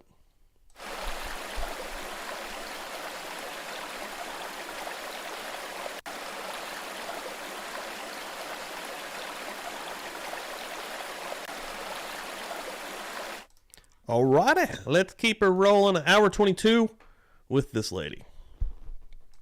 Should be interesting, a pathologist. Thank you. Good afternoon. Good afternoon. Would you please introduce yourself to the jury? Sure. My name is Dr. Amy Hawes, H-A-W-E-S. Yeah, I call her Halls. Halls. That is a strange one. And where are you employed? I'm currently employed as the Deputy State Medical Examiner for the Tennessee Office of the State Chief Medical Examiner. On November the 20th, in November of 2016, where were you employed? I was employed as an Assistant Medical Examiner at the Knox County Regional Forensic Center here in Knoxville. And can you tell the jury a little bit just about what does sort of look like her? Your job entailed? What do you do? What did you do? Sure. By trade, I'm a forensic pathologist, and a forensic pathologist is a doctor who is specially trained to investigate how and why people die. My official appointment as a medical examiner is the title that's given to me through the authority, through the state law that appoints every county in Tennessee with a medical examiner and an assistant medical examiner if needed. So again, my specialty of medicine is forensic pathology. Could you please describe? Trying to get a good shot here, because I mean, yeah, that's a pretty good one, really and truly. Let's see if we're on there or not. Vicki Lewis. Wonder what happened to Vicki Lewis. Probably still rocking and rolling. For the jury, your educational background and training? I received a bachelor's degree in chemistry at Middle Tennessee State University. After going to MTSU, then I went to medical school at Meharry Medical College in Nashville, where I received my 4-year medical degree. Then I did 5 years of training in anatomic and clinical pathology, and that was at Vanderbilt University Medical Center in Nashville. After 5 years of residency, then I did an additional. The last thing she did, she was on an episode of The Goldbergs in 2021. It doesn't look like she does a lot, actually. Not as much stuff as I was thinking she'd probably be doing. She's on a couple episodes of Modern Family. That's your rule. Additional year of training in forensic pathology, and that was at the Miami-Dade County Medical Examiner's Office in Miami, Florida. Right. Do you belong to any professional organizations? I do. I'm a member of the National... Phil fucking Hartman. Oh my God, dude. Yeah. Andy Dick before he was crazy. Like, yeah, dude, that show's fire, man. That's a great freaking show. That mid-90s TV show vibe, man, there's something about that. Association of Medical Examiners, the American Academy of Forensic Sciences, and the College of American Pathologists. Okay. Have you ever had teaching responsibilities as a part of your experience, your job experience?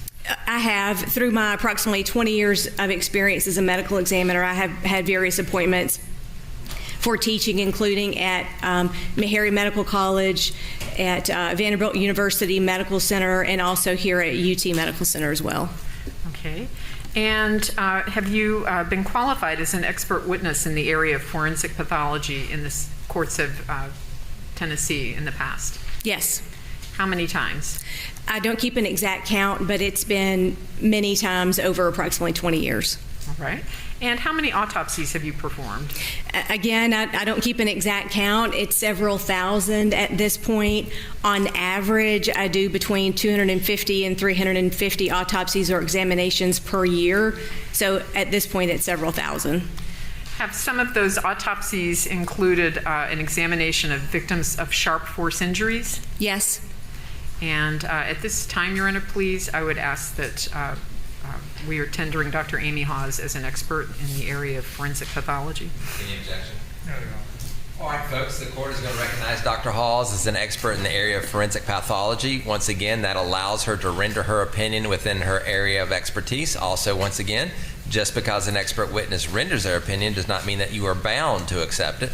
It's your job to judge the weight and credibility to be given to her testimony, just like every other witness. But she is an expert and may render her opinion. Thank you.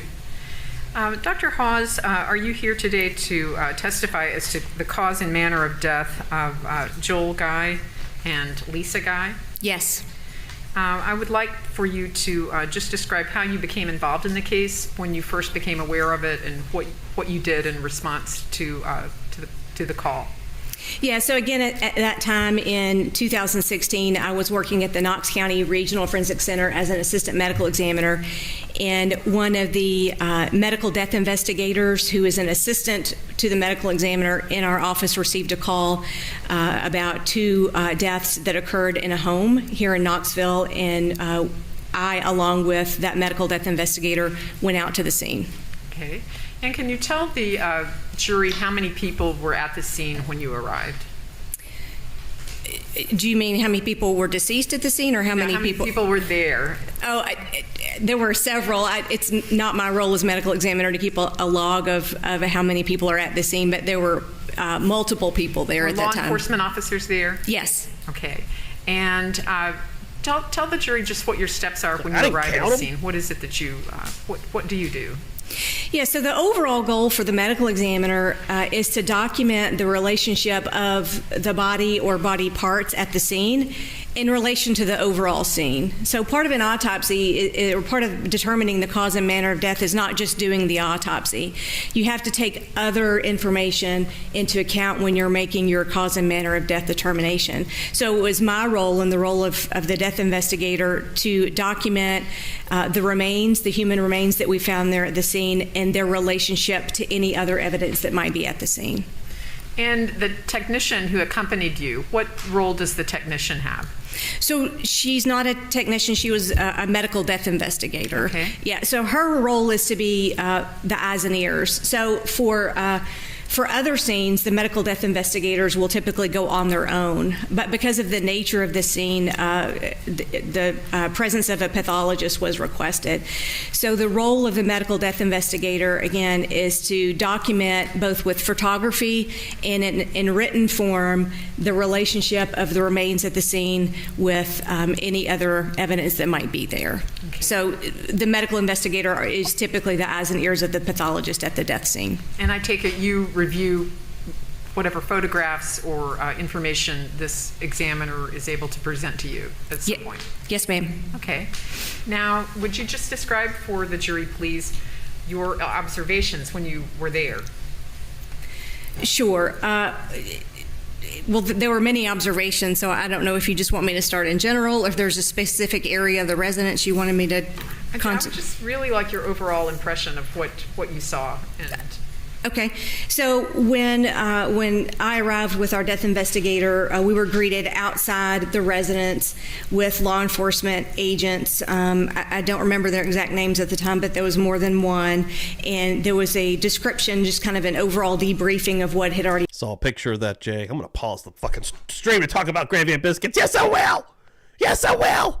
I saw that picture. That was fire, dude.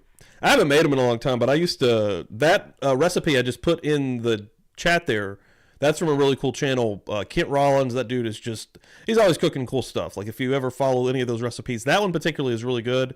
I followed that one, and I was always like, man, how do you get the gravy? Like, you know, it's literally just milk and the flour, but it's the mixture, it's the amounts, and it's the consistency of it, and it's the stirring endlessly to get that.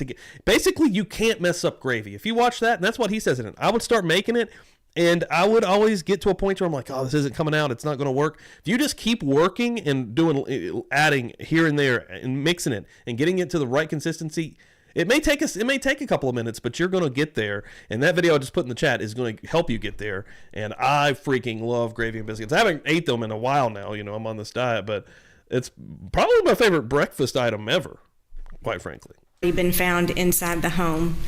And when we entered the home, there were multiple rooms in the home that seemed to be involved as part of the crime scene. There were many chemicals that were scattered in different areas throughout the home. There were many blood spots in different areas throughout the home, and there were also multiple dismembered body parts in various rooms throughout the home. So our overall impression was that this was a very complicated and unusual crime scene. Right. And do you know how long you were there? Several hours. Okay. Again, we arrived middle of the afternoon, and it was well after dark when we left. So I don't have the exact log in front of me, but it was several hours that we were there.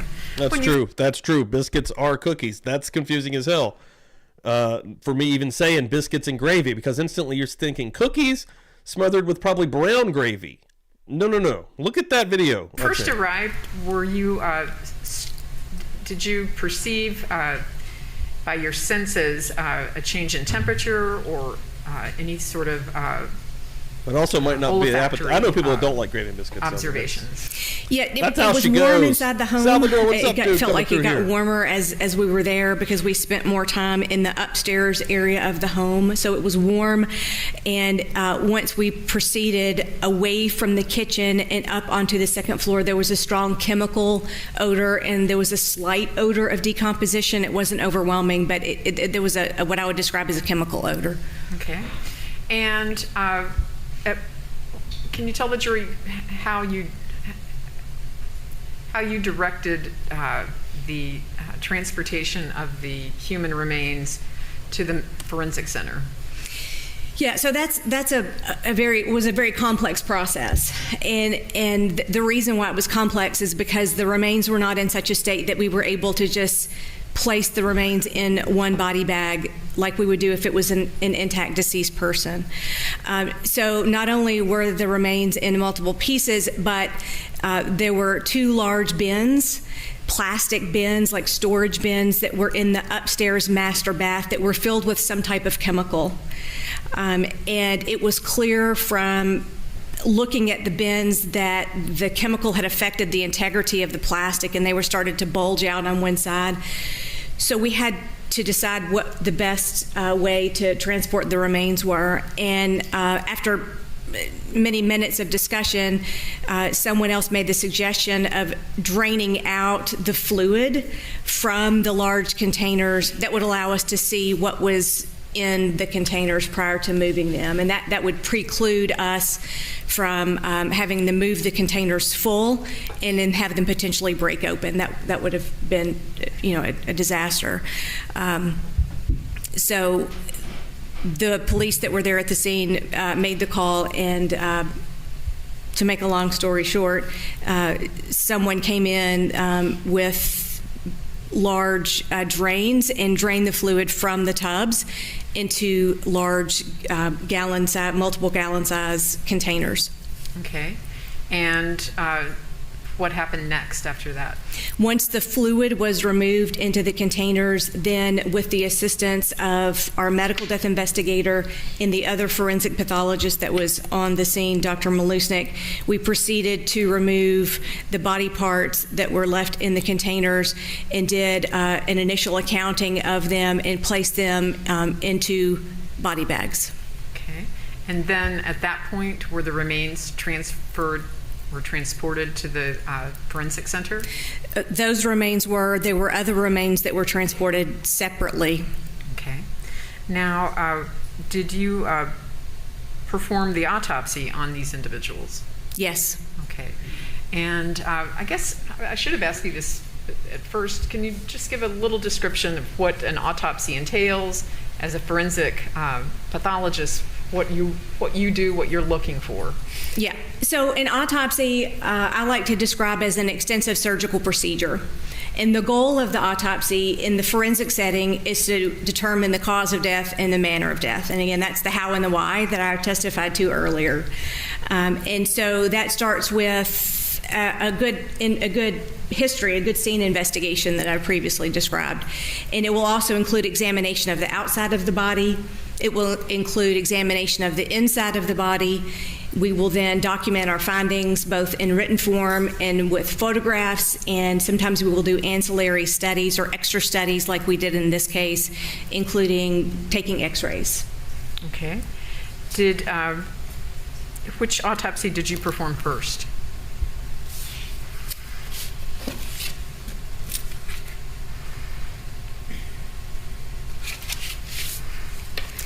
I began processing the remains of Mrs. Guy initially, but in reality, the examination of both remains were happening simultaneously. There's more than one examination at the forensic center, so they were both being done at the same time. Okay, and did this occur on November the 29th of Yes. 2016? Yes. Okay. Well, let's start with, and I take it you prepare a report once This is a really made your sick one. findings. Is that correct? Yes. Okay. Can I approach the witness? All right, Dr. Haas, I'm going to show you what has been marked for identification as Exhibit 736 and ask you if you recognize this document.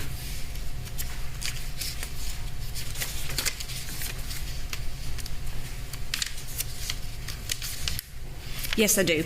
What is it? It's a copy of the autopsy report of Mr. Joel M. Guy, Sr.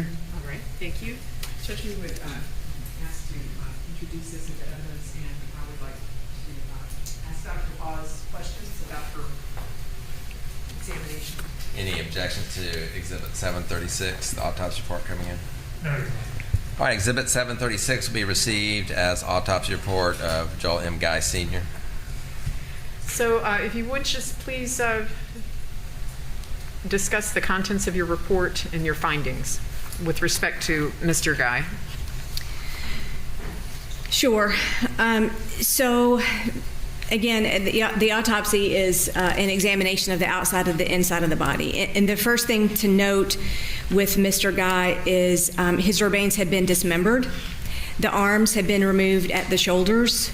The legs had been removed at the hips. His head was completely skeletonized, and there was some area of defect of the bone of the forehead. The bone in that area was in such poor condition that it was impossible to tell whether that was from the chemicals in which the skull had been or whether it was from blunt trauma. There was skin remaining primarily on the back of Mr. Guy, approximately from his lower neck around his buttocks, and the remainder of the skin was gone. The remainder of the skin had been dissolved by chemicals, and with the skin being gone, it It is pretty wild how fast those chemicals ate through that skin. I mean, I don't know any science behind that whatsoever, but that surprised me because, I mean, it was a pretty quick turnaround there from the deed to the police finding them. Exposed bare muscle in some of the subcutaneous tissue. So the remains were in a very complex and difficult state to examine and to describe. Okay.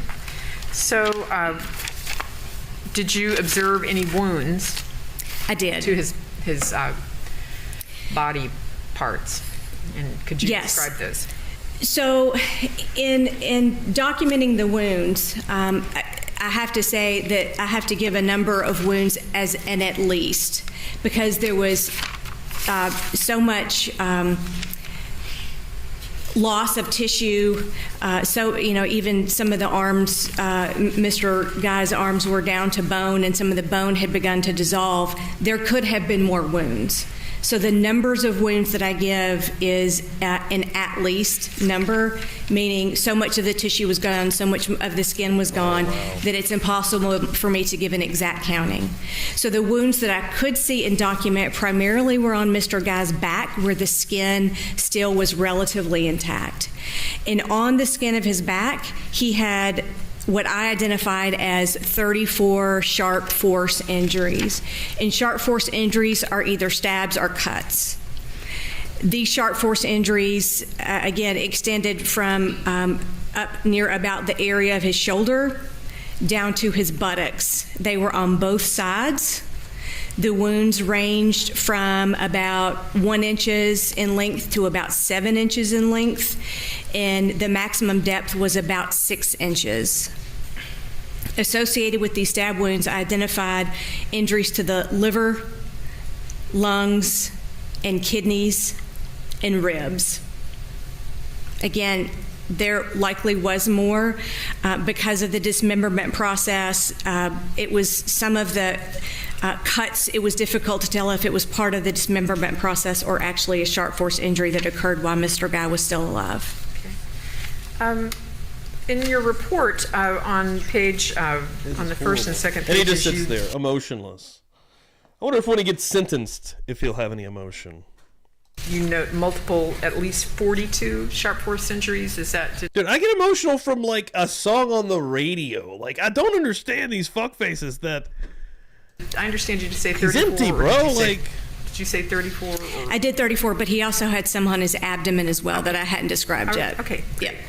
So these are primarily on the back side of him? Yes. Okay. And is this consistent with him being attacked from behind or stabbed from behind, obviously? Yes. Okay. And can you just discuss the nature of the wounds? How, did they appear to be in a pattern? Did it appear to be random? I would not describe them as being in a pattern. Again, they were on both sides of his back and extended a length from where his shoulders are to fairly close down to the level of his hips. So it wasn't any distinct pattern that I could discern. So I would consider them random. Okay. And you indicated that there were also sharp force injuries to his abdominal section? Correct. And can you describe those? Yeah, so there were 5 stab wounds on the left side of his abdomen. He also had a large area on the right side of his abdomen where a portion of the abdominal wall was missing and through which some of the bowels protruded. And again, it was impossible for me to tell whether this was a very large sharp force injury, in other words, a large cut, or whether it was part of the dismemberment process. But I could distinctly see 5 stab wounds on the left side of his abdomen.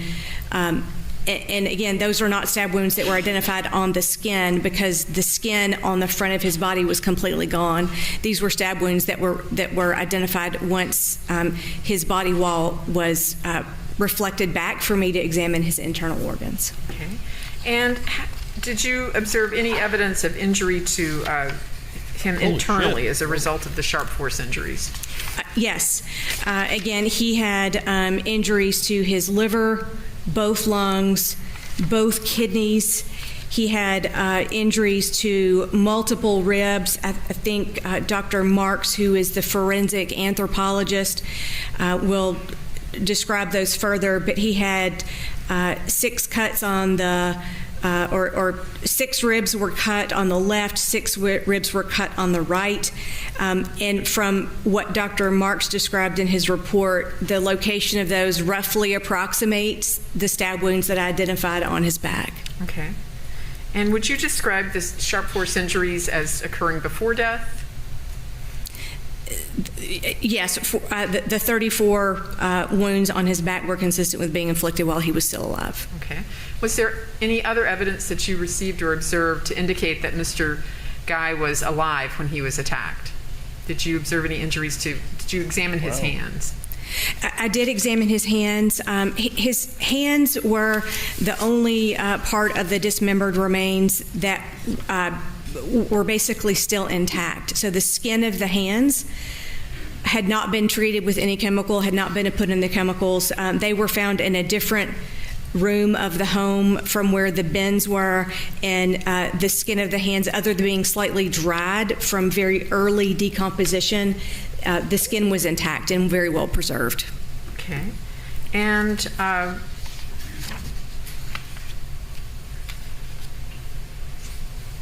back up just a second.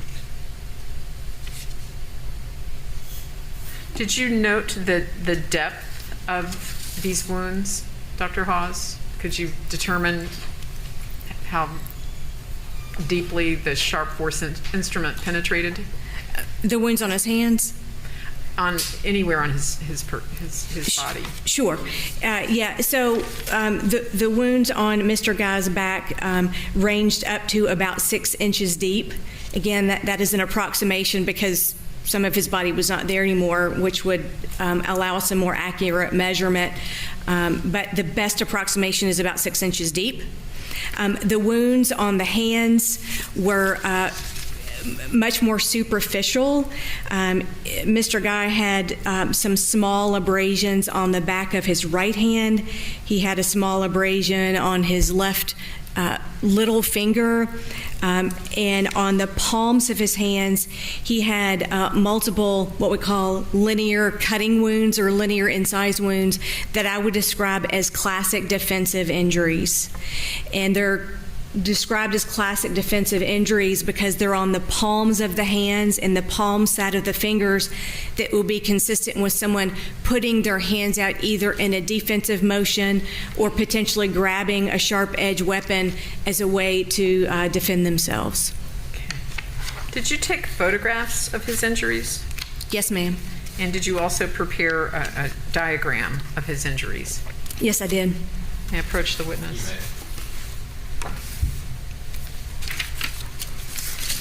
Can you describe for the jury, please, just is somebody taking photographs while you were making your observations? Is that this is occurring throughout the autopsy process? Yes. Okay. How long does it typically take to perform an autopsy? Yeah, so the term typical is a little bit difficult because there are so many different types of death that we investigate. What I would consider a relatively uncomplicated death, someone who might die of natural causes or someone who dies of a drug overdose, typically will take less than an hour. Cases such as this that are more complicated can take several hours. Okay, thank you.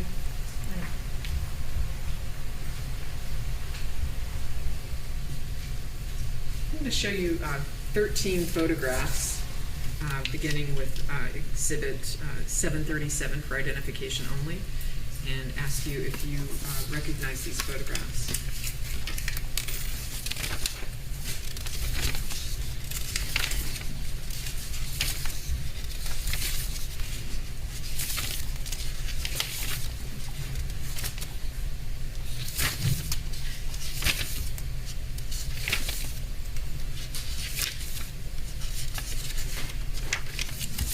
I do. Okay. And the photographs have been sort of edited. Would you agree from their original condition? I agree that those are not an exact replica of the photographs that we took at the time of autopsy. Coloration has been diminished. Is that a fair statement? Yes. Brenda, please, if we could publish exhibit 737 this time. Any objection? There you go. You may publish. 737.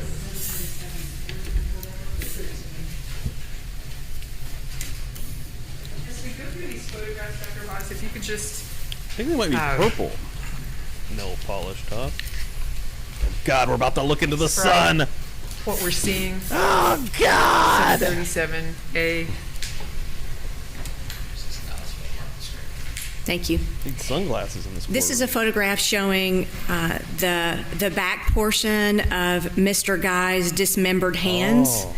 And as you can see, as I previously testified to, the skin is in relatively good condition. There's a little bit of drying that's noted at the tips of the fingers. That's just a normal postmortem change.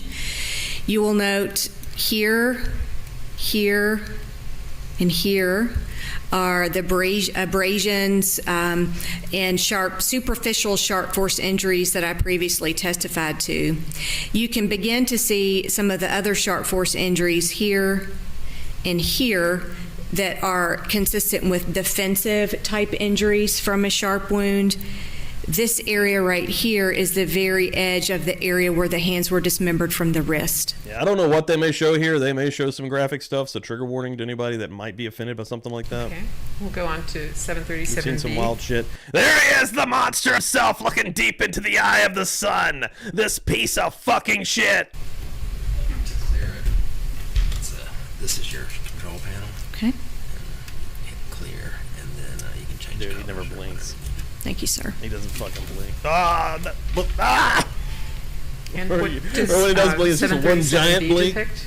This is the palm side of Mr. Guy's dismembered hands, showing the sharp force injuries that I have previously described, both on the left hand and the right hand. The longest wound you can see across the palm. Here it's a very superficial, again, it's described as a linear incised wound, and that's a cut from a sharp-edged instrument, such as a knife. And there are other injuries that you can see here, here, here, and here. Also on the tip of the right middle finger, there is more incised wound there at the web of the right thumb. And again, these wounds, as you can see, are consistent with either placing your hands outward to block a blow or potentially grab. Sir, I'm doing a show currently on you, and it would just be the most brutal questions. There's some of these guys. Chris Dewitt, my friend, interviews, or used to interview, he's interviewed over 150 murderers and serial killers. I don't think that I could actually do it with the composure that they do. There's another guy on Twitter that actually ended up making mad because I made a joke. He posted that he was talking to one of these murderers, and he was like, "Oh, tell them about their life." And I was like, "Did you end it with that you're a giant piece of fucking shit and I hope you burn in hell and everything that you actually get in prison you deserve?" They've done some real brutal shit to a child to get into prison. So I personally couldn't not go down the road. I get it. I get how you have to get the interviews and how you have to compose the interview because you want them to talk. You don't want to come at them. I get that. But me personally, dude, I'd be right there and I would just start going crazy. I'd be like, listen, start cutting a wrestling promo on these sons of bitches. Grabbing the sharp weapon as a protective measure or defensive measure. 737C. Yeah, CJ, it's a COVID shield. At first, we thought it was a spit mask. That was actually one of the reasons we initially got into this case, because we was like, oh shit, this dude's gonna be wild as fuck. They've got a mask on him, but it's from 2020, and yeah, there's a lot of COVID precautions going on.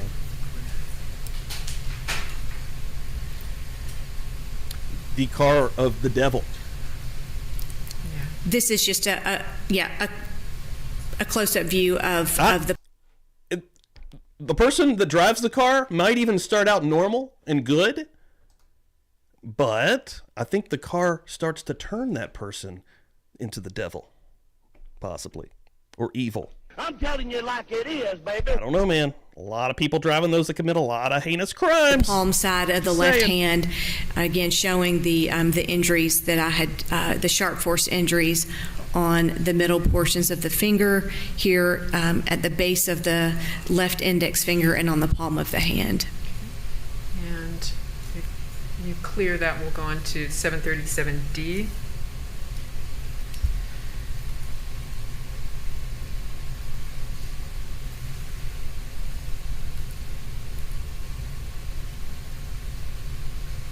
This looks like the same photograph. Okay. Next will be E.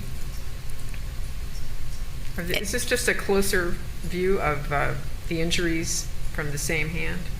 It is. It's a closer view, and as I previously mentioned, the edges of the wound are slightly dark and have a dried appearance, and that's just a normal post-mortem change. The skin begins to dry after death. So that's why those wounds have a slightly darker appearance, and also because the coloration of the photograph has been altered as well.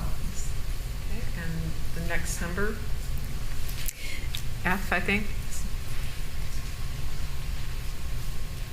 Yeah, I didn't know if you wanted to turn it so it's... Yeah. So this is the palm surface of the right hand. Again, it's a better view of that long incised wound there on the palm, that injury, that sharp force injury there at the web of the thumb, and that cut on the tip of the right middle finger. There's also a small incised wound on the right pinky on the side. Okay. And clear that, we'll move on to G.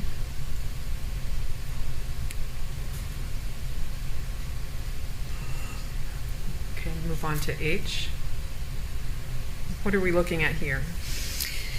So again, this is a slightly altered version of the photograph that was taken of Mr. Guy's back.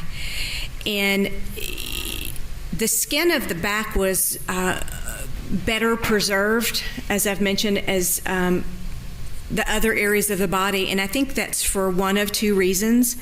When the dismembered parts were found in the plastic tub in the chemical, this portion of Mr. Guy's back was actually above the level of the liquid, so it was not exposed to the liquid, to the chemicals for as long, and also the skin of the back is very thick.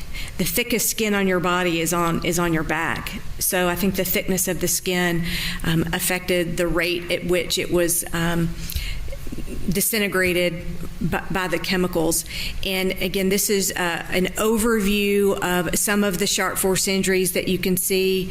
I'll just make some points here. You can see the stab wounds vary from fairly superficial to some of the larger wounds. And this is one of the large cuts that I previously testified to that could either be a large... My, what big hands you've got. ...cut that occurred while Mr. Guy was still alive as part of the stabbing and cutting process, or it could be as a portion of the... I still like the theory that, I think it was Jessica who said it on here. Did you say the one, Jessica, that he's a fucking alien living like some Men in Black shit? Joel Michael Guy Jr. feels like an alien living inside of a human, trying to act natural. Like his mannerisms are fucking weird. The dismemberment process. There's really no way for me to know. Okay. And is it fair to say that he was placed face down in the tub? At some point, he became to be face down, whether he was placed that way or, you know, deceased bodies will have some buoyancy when they're in fluid. So, you know, I can say that he was, when he was discovered, he was face down. How he came to be that way, I can't say. Where were his limbs found? His limbs were found underneath the torso, except for a portion of his, I believe it was his left foot. And that was another area where his skin was still relatively intact. So his back was, of the dismembered body parts, the back of his torso was on the top. A portion of his left foot was also sticking up out of the chemicals, and what remained of the arms and his other leg were underneath this portion in the chemical. Okay. Next number.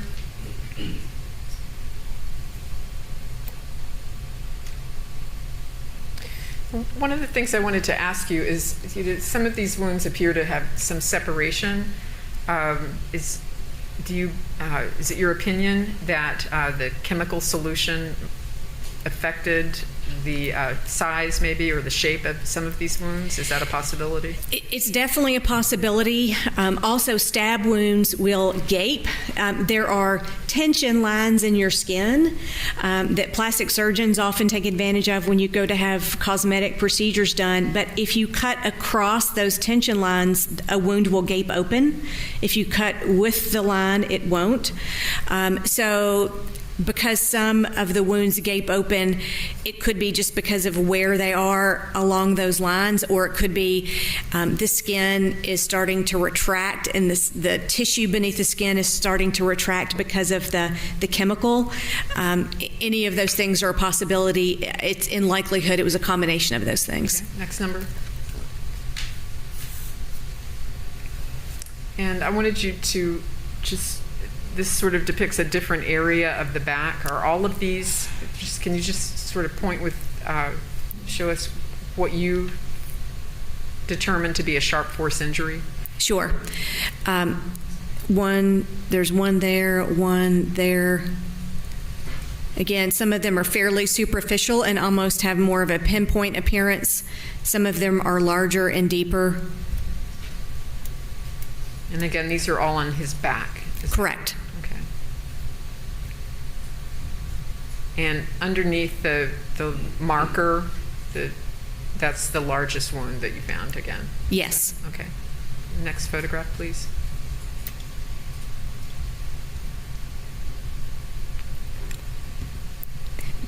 This is simply another view of his back showing some of the other superficial stab wounds. The wound at the top, what does that have any significance to you when you look at that? What does... Yeah, so this is Well, let me tell you something, brother. Stab wound that has a what we call a tail. So this isn't an exact pointer, but at this end, there is a little tail or a little twist on it. And so that's what happens when the knife is inserted and either the knife is turned or Mr. Guy turned. It just indicates that there was a change in direction between when the knife was placed in and when it was pulled out. It just indicates there's some movement of the knife or movement of the victim as he's being stabbed. So you don't know if he was moving or if his assailant was moving the knife? Correct. Impossible to tell. Okay, next number.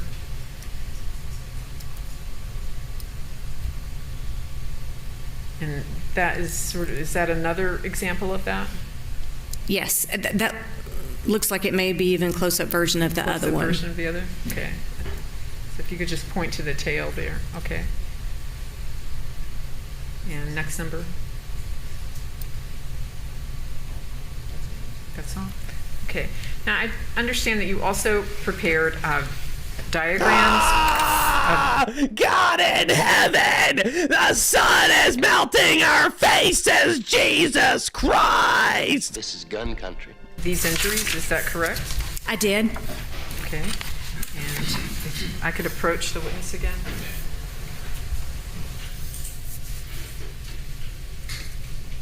I'm going to show you these photographs of these images and ask you if you can describe them.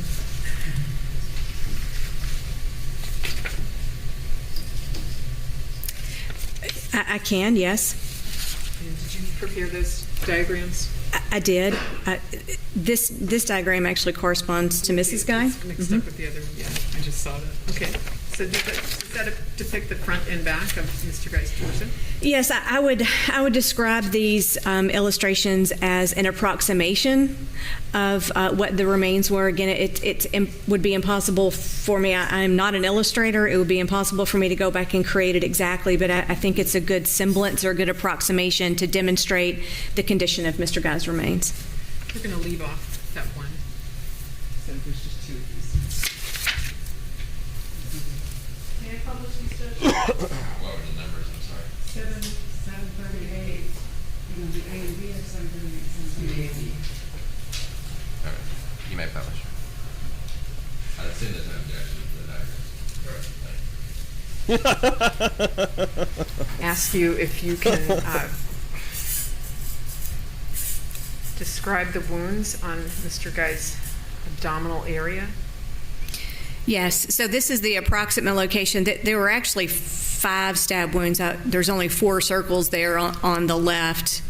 But again, this diagram demonstrates that virtually all the skin had been dissolved away on Mr. Guy's, the front of his torso, and that his arms were disarticulated and his legs were disarticulated and his head was skeletonized. This is the approximate location. Again, these were visualized not in the fat like we see here, but once the abdominal wall was reflected or opened, I could actually see on the inside where those stab wounds entered into the body cavity. In the large drawing on Mr. Guy's right, which would be your left, is that large area on the abdominal wall that I described, that I don't know if it was part of the dismemberment process or whether it was just an extremely large sharp force wound that was inflicted while he was still alive. So you don't have an opinion with respect to that largest wound, that whether or not it was before death or after death, you can't determine? I can't. Okay. And does this indicate that Mr. Guy was assaulted both from the front and the back, your findings? Yes. Okay. And next, B, this exhibit, and if we could enlarge that.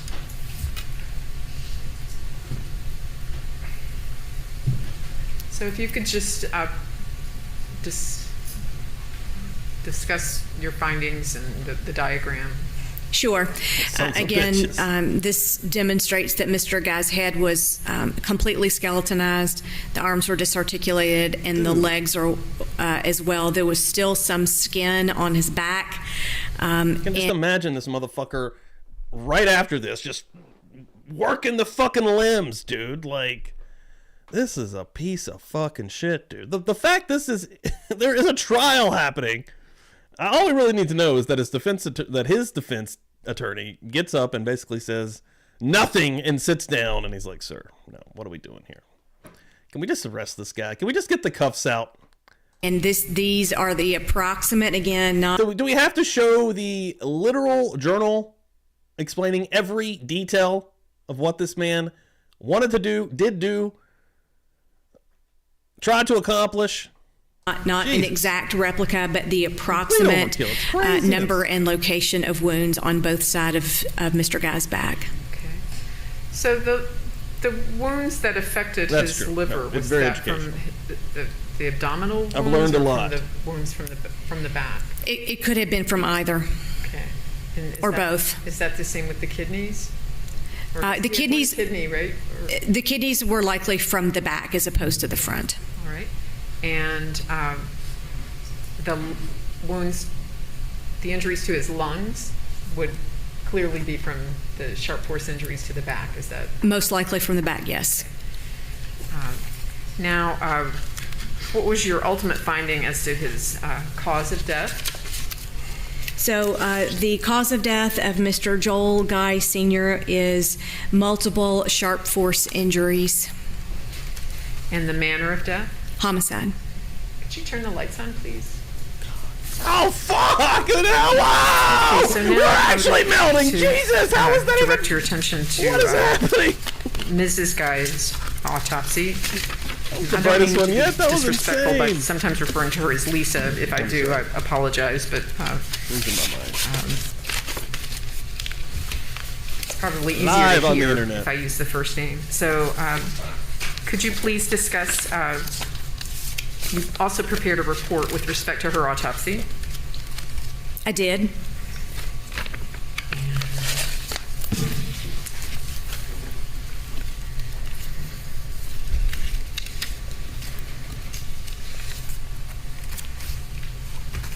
Get a sticker.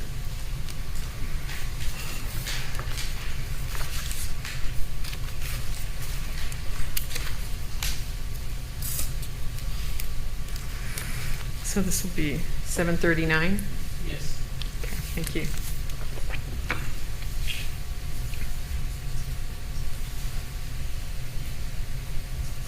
And I'm going to show you, it's been marked for identification as Exhibit 739, and ask you if you recognize this document. I do.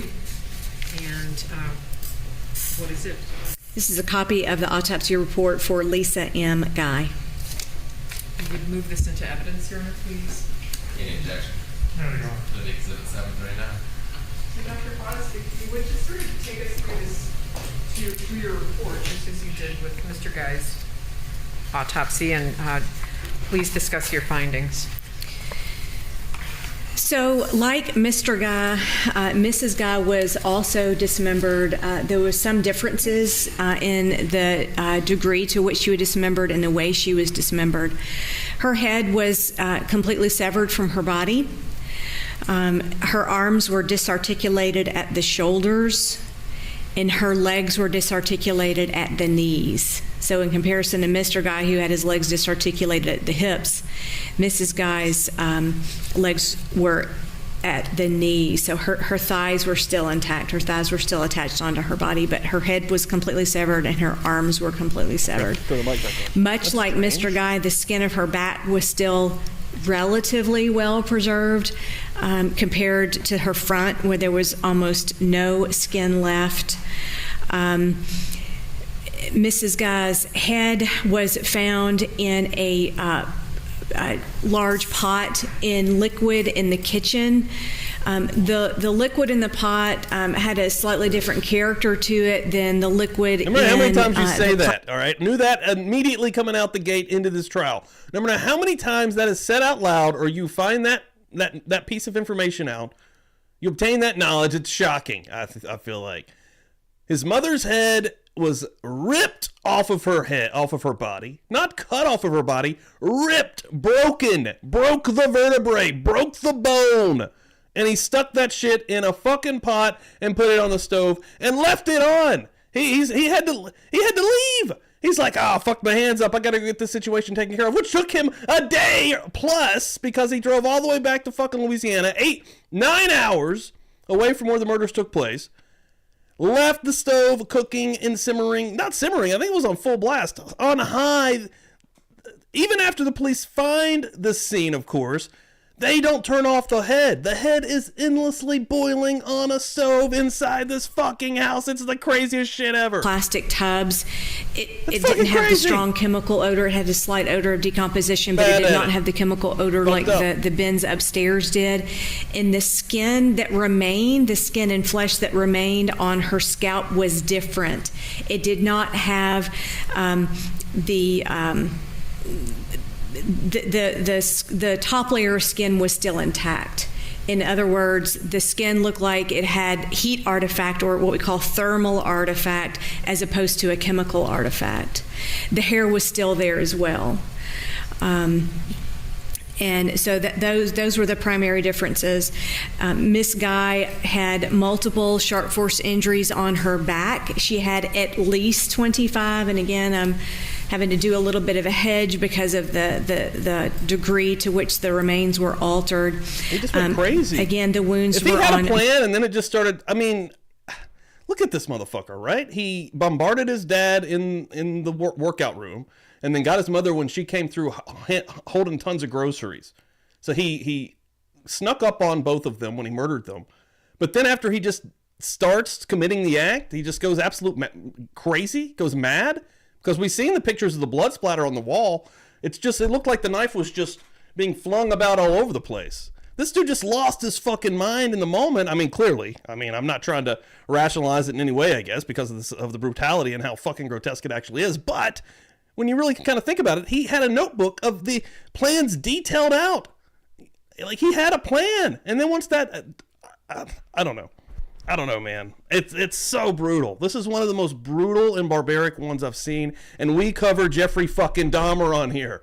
I mean, Jesus. Both sides of her back. How did Jeffrey Dahmer have more compassion ultimately as a human being than this fucking guy? Jeffrey Dahmer's trash, the worst human being ever. But at the end of the day, Jeffrey Dahmer admitted to what he was doing. You know, it was an insanity trial. It wasn't a trial about whether he committed the acts. He admitted immediately to committing all the acts.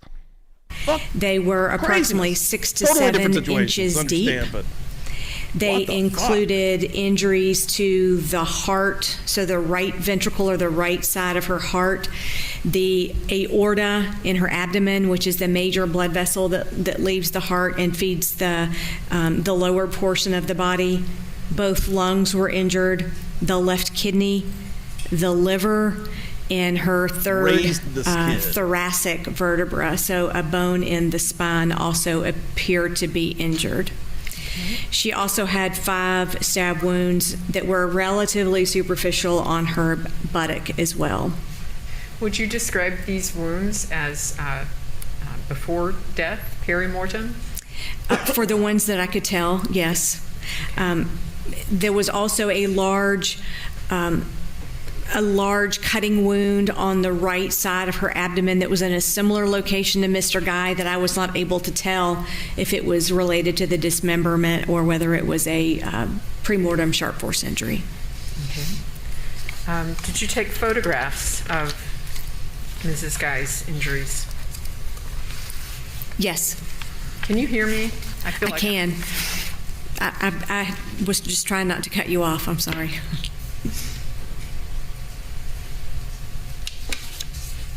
I do. And what did the photographs depict? These are, again, slightly altered photographs of the injuries from Mrs. Guy. Please, we would introduce these into evidence and ask to publish them. Any objection? No, Your Honor. You may publish. This is a pathologist. And if you would, as we just go through Forensic these, Dr. pathologist. Hawes, just describe your observations that you made at the time of autopsy. And we may want to turn this the other way, there, like this. Oh yeah, it's Is that not. an accurate?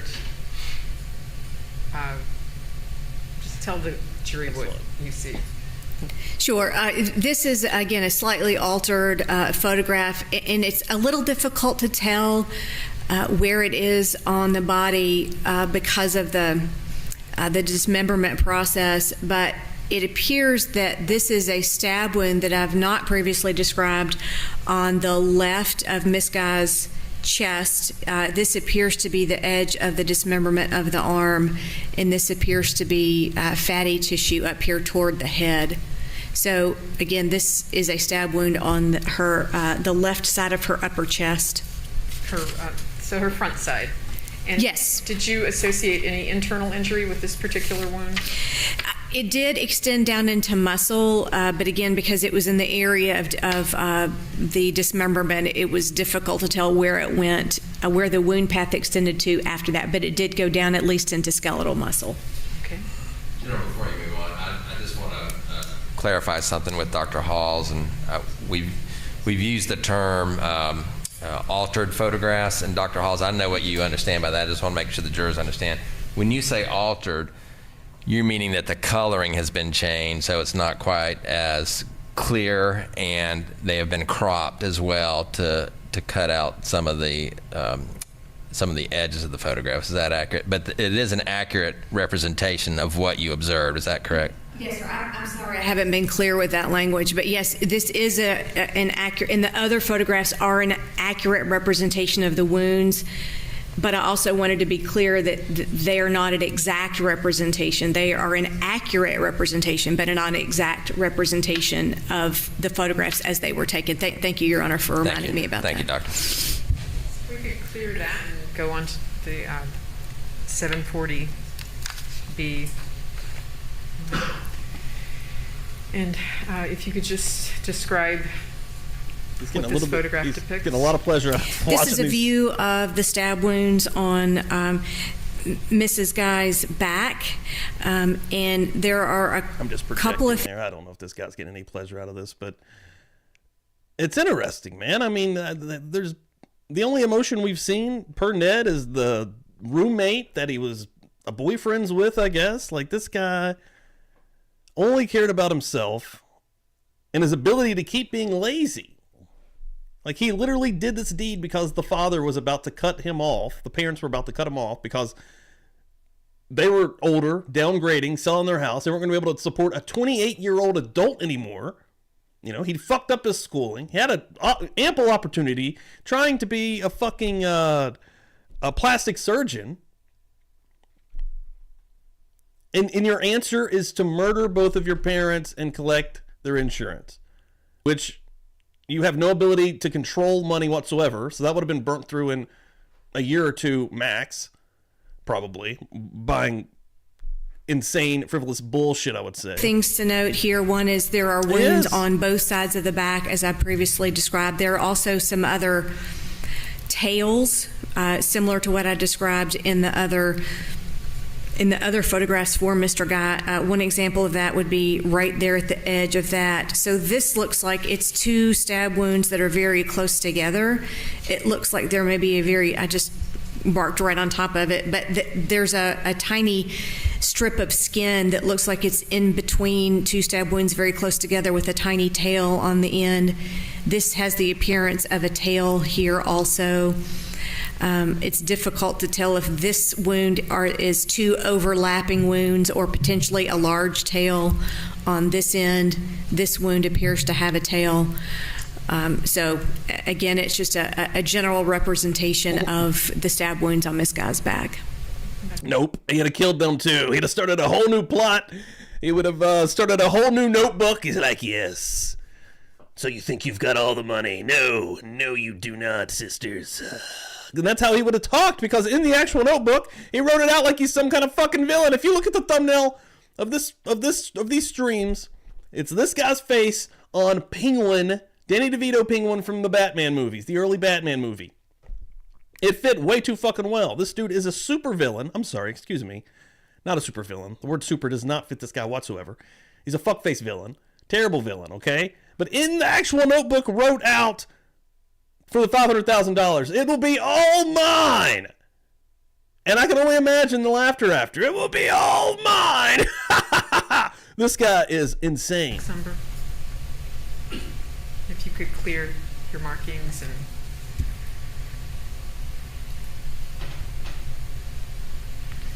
This is just a different orientation. Yes, ma'am, it is. Because just for reference, there's that stab wound that appears to be 2 that are very close together. Yeah. I'm sorry. I'm actually offending the Penguin. Like the actual fictional piece of shit character, murderous Penguin. No. The Penguin was a better dude and definitely a better villain. And he wasn't so great either, so... And I think this is just a close-up. You've discussed the wow. Ned with the comment of the tail, day. and again, that would indicate to you that either she was moving or the assailant moved the knife. Is that accurate? Yes. Next number. Next number. And is that just a close-up of... So can you tell if those are 2 wounds or not? Given the fact that there's that bridge of tissue right across there, it's likely 2 stab wounds that are just very close together. Okay. And also with the tail indicating movement. Yes. Number. And with respect to the size of the wounds, would you have the same opinion that could be from the gaping of the tissue, or it could be from the result of chemical interference with the flesh? Is that accurate? Yes. Next number. Next number. And to my left, there is a large wound. Can you just discuss that wound? Yeah, that is one of the largest wounds that I identified on Mrs. Guy's back, and this is right in. She's looking at it like a normal person, and he's just like, well, he is slumped back in his chair, I guess. Just what's crazy is I have a light, super bright light right in front of me, and like if I turned it on to like the brightest ability, I could redo what's happening there. Like but he's just looking into the light, like. Kind of the low back or the lumbar area, kind of where your back kind of curves around. Again, given that it's so irregular shaped, there's a possibility that might be related to an attempted dismemberment area. There's a fairly well-defined stab wound right here beside it. In the very edge of it, here has a fairly well-defined stab wound. So again, there's no way for me to say within a medical certainty whether that's part of the dismemberment process or part of stabbing, but it is one of the larger stab wounds that was identified on Miss Guy's back. Next number, please. And with respect to this autopsy, did you also prepare diagrams of a couple of Yes. What I want, I just want to do 2 of them.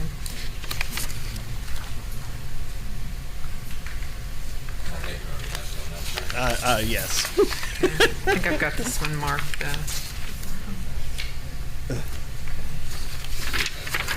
All right. So. Yeah, Suzanne nailed it. We might actually be disrespecting the penguin by comparing this guy. We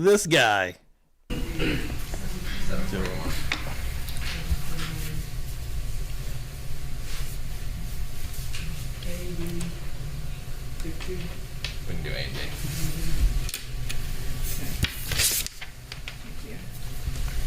And I'm going to ask you if you mean to do 742, Judge. Is that how you want to know? I was going to say A and B on Okay. those.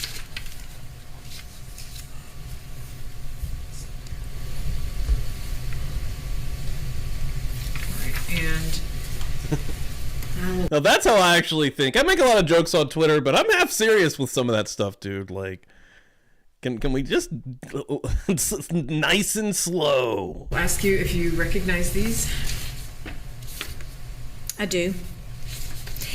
These are slightly cropped versions of the illustrations that I made to document the injuries to Mrs. Guy. Thank you. I'm going to introduce these into evidence. Any objection? 741 A and B.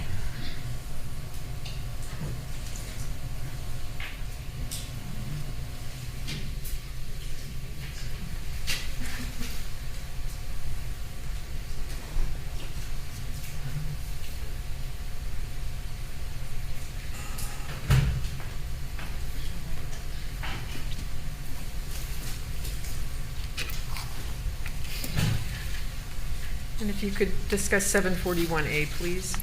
Yes, this is an illustration of the front of Mrs. Guy's torso, again demonstrating the lack of any intact skin left on the front of her body. And this is the stab wound on the left upper chest that would be just in the area of the clavicle. And there was also, that I previously described, a large portion across the front of her lower chest, upper abdomen, through which her internal organs were visible.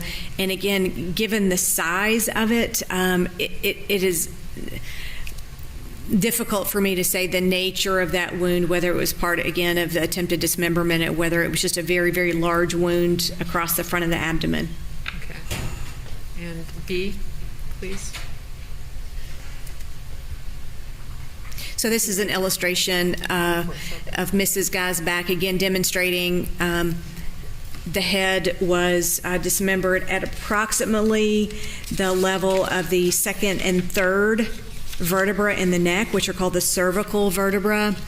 And the arms were disarticulated at the shoulders, and then these are the approximate locations of the stab wounds on her back, again demonstrating that they're on both sides, demonstrating the largest wound that was here in her lumbar area, and then the 5 relatively superficial stab wounds on her right buttock. Okay. And with respect to the wound in her lower back, is that where her spine was injured, or was her spine injured with the... Her spine was injured further up. And so you indicated that she also had injuries to her lungs and heart. Is that correct? That is correct. Her left kidney, liver, and the spine. Yes, and ribs as well. I have not described the rib injuries, but like Mr. Guy, she had multiple bilateral rib injuries. I believe she had 12 cuts on her left ribs and 9 on her right, and also on her right shoulder blade. There was Dr. Marks described in his report, a small cut on the side of the shoulder blade that would be in the proximate location of one of the wounds that are here on the right side of her back.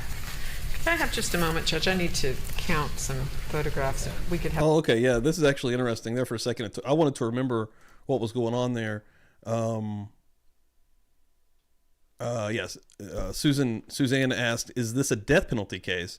And he, interestingly enough, definitely seen the writing on the wall and wanted it to become a death penalty case, and wrote the judge and actually asked for it to be a death penalty case. And the judge's response was that he did not have the authority to impose death. That's up to the state of Tennessee, he said, and they were not seeking to execute Guy. So he actually wanted to. And he also wrote a letter because he had a roommate and he didn't want to have a roommate. I think that was leading up to the trial, actually. So I can only imagine what's happening with this guy now while actually in prison. And he wrote basically saying, "I'm having these thoughts of murder.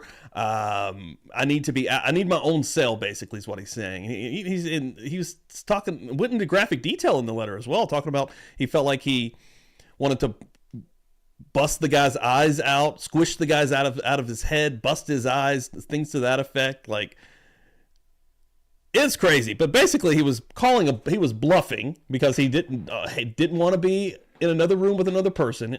His actual fears were coming to life at that point in time, and this is the position that he had gotten himself in. So there's some interesting. I'm glad that you got my brain on that for a second there, because I'd kind of forgotten about that part early in the trial, 7 weeks into this. Have the lights up and.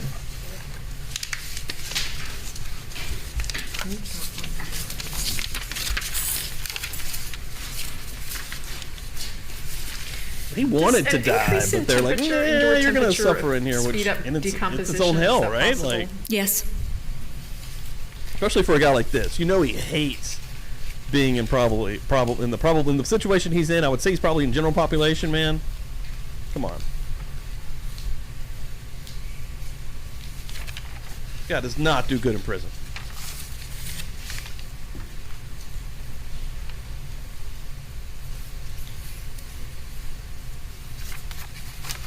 How long does it take to die from sharp force injuries, such as these? The answer is it depends. So these stab wounds cause death by a couple of different mechanisms. Stab wounds that injure the lung, they interfere with breathing, because if you puncture the wall surrounding the lung can't expand and you can't breathe. They would also expect it to be blood loss from these wounds as well. Neither blood loss nor air around the lung, it's called a pneumothorax, neither of those things would cause instantaneous death. So I would estimate anywhere from a few seconds to a few minutes. It's just impossible for me to say without knowing in which order the wounds were inflicted. Okay.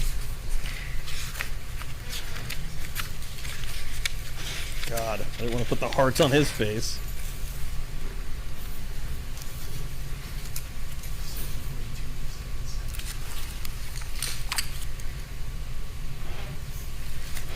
I'm going to split these up a little bit. All right. Now, you've indicated that Mr. Guy died. His cause of death was multiple sharp force injuries and manner homicide. Is that the same with respect to Mrs. Guy? Yes, ma'am. May I approach the witness? You may.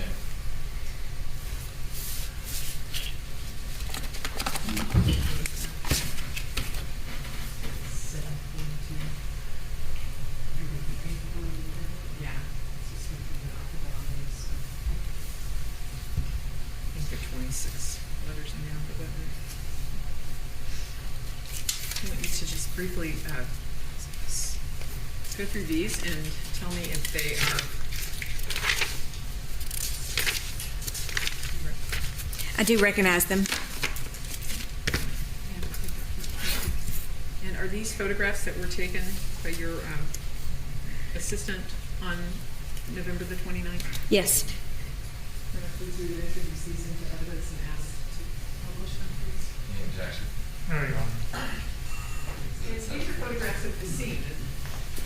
Yes, ma'am, they are. Golden View, right? Okay.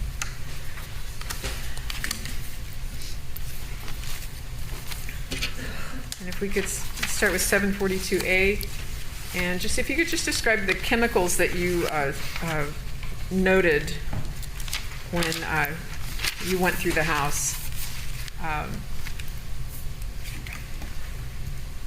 So when we entered the house, we entered through the garage, and this is, to the best of my recollection, this is the entryway into the kitchen and little eat-in dining area from the garage. And right, as you can see in the floor here, there is several bottles of bleach. That appeared to be bleach as well. We did not obviously open that container. There's also some baking soda, some plastic bags, and some other sheets and towels there on the floor. Okay. We'll go to B.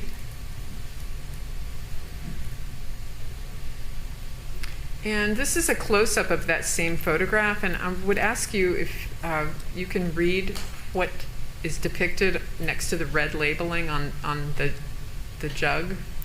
Yes, it says it's muriatic acid, which is the same thing as hydrochloric acid. Specifically, it's a very strong type of hydrochloric acid. Is that a substance that is capable of having an effect on a human body? Yes. What effect would that be? It could certainly dissolve or at least slough the skin, much like we see here with Mr. and Miss Guy.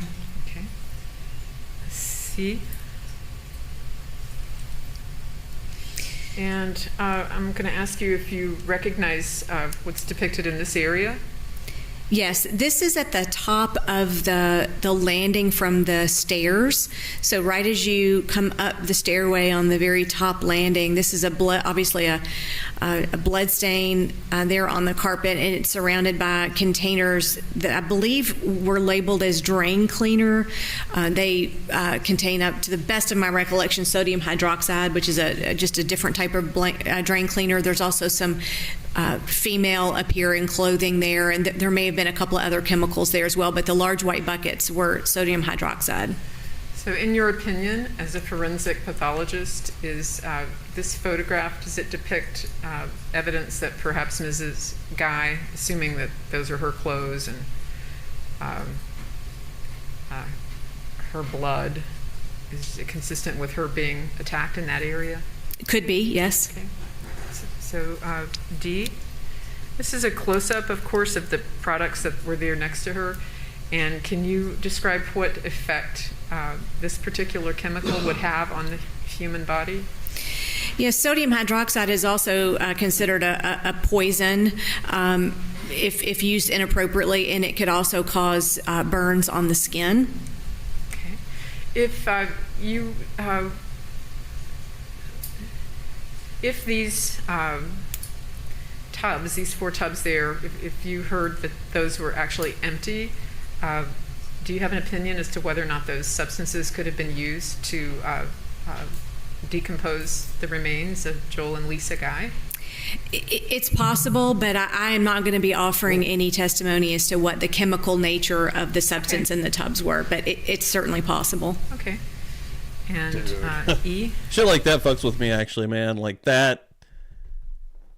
Like, I always think about the last moments of people's lives in situations like this, and stuff like that. It's always kind of fucks with you, because you had no way of knowing, of course, and it just so sucks. If you could discuss especially what by this your son. photograph depicts, what this it would indicate to you as a forensic pathologist. So these are red-brown stains on the wall beside the female appearing, or the clothing that appears to be from a female there on the ground beside the blood stain and beside the containers of sodium hydroxide. Again, I am not a blood spatter expert. I don't profess to be able to interpret what this means. It has the appearance of blood, especially given the other evidence at the scene. It could either be cast off, it could potentially be arterial spray, it could be if a body part is slung or shaken vigorously, it could be cast off from that. It just is the appearance of blood that is sprayed on the wall. That was the vibe I got, but right? Is it also potentially evidence that an assault of some nature took place in that general area? Yes. Okay. Oh, man, yeah. F? Yeah, for sure. Yeah, that too. And I would just ask you to, if you want to get close up on that, ask you the same question with respect to this particular area of the wall. Yes, but in the same vein, these are red-brown spots that have the appearance of blood. And again, not being a blood spatter expert, I can't interpret them, but there are several different reasons for why that might be splattered on the wall. But again, do you agree that it would, you could interpret it that an assault of some nature took place in proximity to that wall? Yes. Okay. G. And I just want you to note the thermostat reading. You testified that it was quite warm upstairs, and this is a photograph that your assistant took, correct? Yes. And it reads 93 degrees? Yes. Okay. And H? And that is again sodium hydroxide, is that right? Yes. If you look very carefully right here, it reads sodium hydroxide, a very strong concentration of sodium hydroxide. Okay. Something strong enough to clean a sewer line, right? Yes. That's the label on the product. God, Next think number, about please. that. Yeah, Jesus. I think. And if we could kind of get a close-up of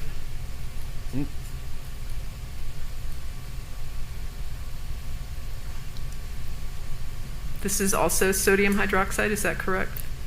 Yeah, I don't recall specifically this particular, what the ingredients were in this particular container. Can you read? Oh, yeah, it contains sodium hydroxide. Yes, right there. Is that the same thing as lye?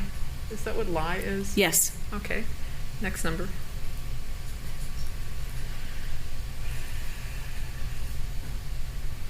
And again, this, if you could just discuss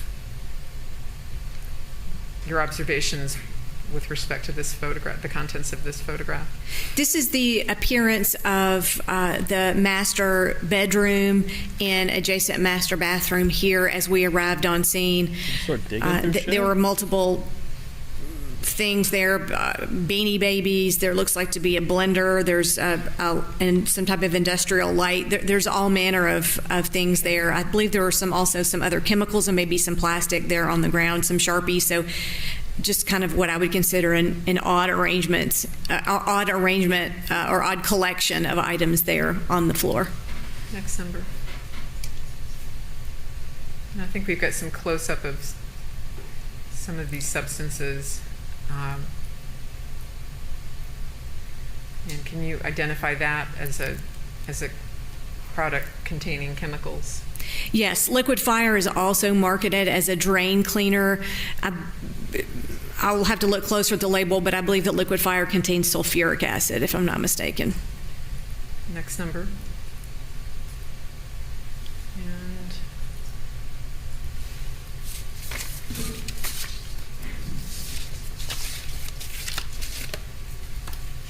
it's a chemical, caustic chemical, though. Is that fair to say? Yes, and again, I believe it's sulfuric acid. And next number.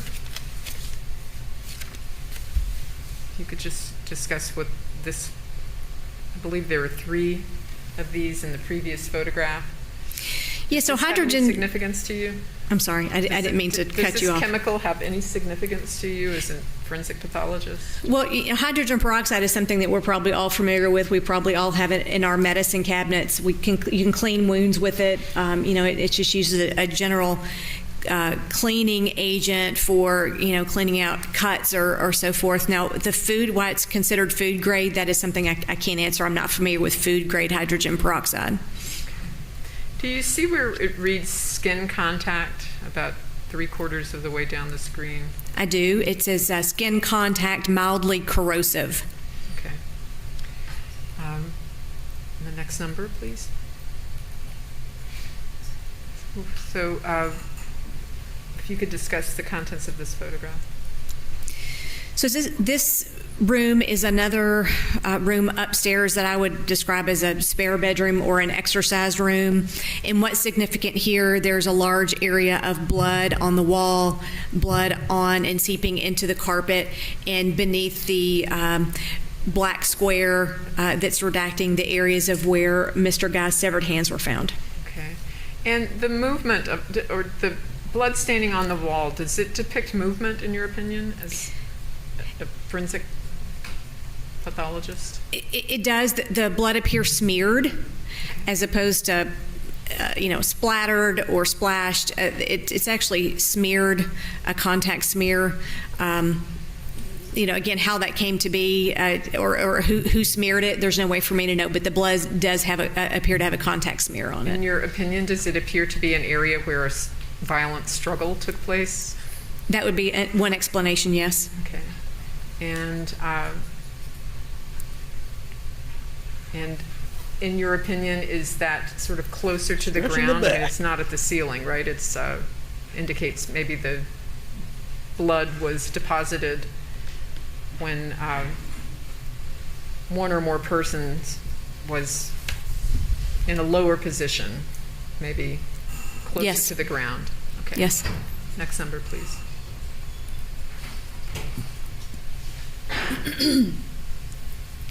And if you would just discuss, I believe this is the same room. Is that just more reddish brown staining? Yes, ma'am. This is closer to the doorway. The doorway can be seen there in the upper left corner. So yes, this is more blood in a different area of the same room. Okay, and next number. It's just more of the same. We'll move on to the next one. And does this depict more reddish brown staining? Yes, ma'am. Okay. And next number, please. All right, so we're back into the master bathroom area. Does this is this how this area appeared to you, other than the redact or the editing? Is this how it appeared to you when you first viewed it? Yes, ma'am. Okay, and I believe you mentioned some deterioration of the plastic. If you could just show, and I don't want to enlarge that image, but if you could just mark where you noted defects in the containers. On the right side of this container, you can see it starting to bow out. Okay. There's also some kind of light blue or whitish creases there. And it's out of the frame of this photograph, but on the other side of this particular.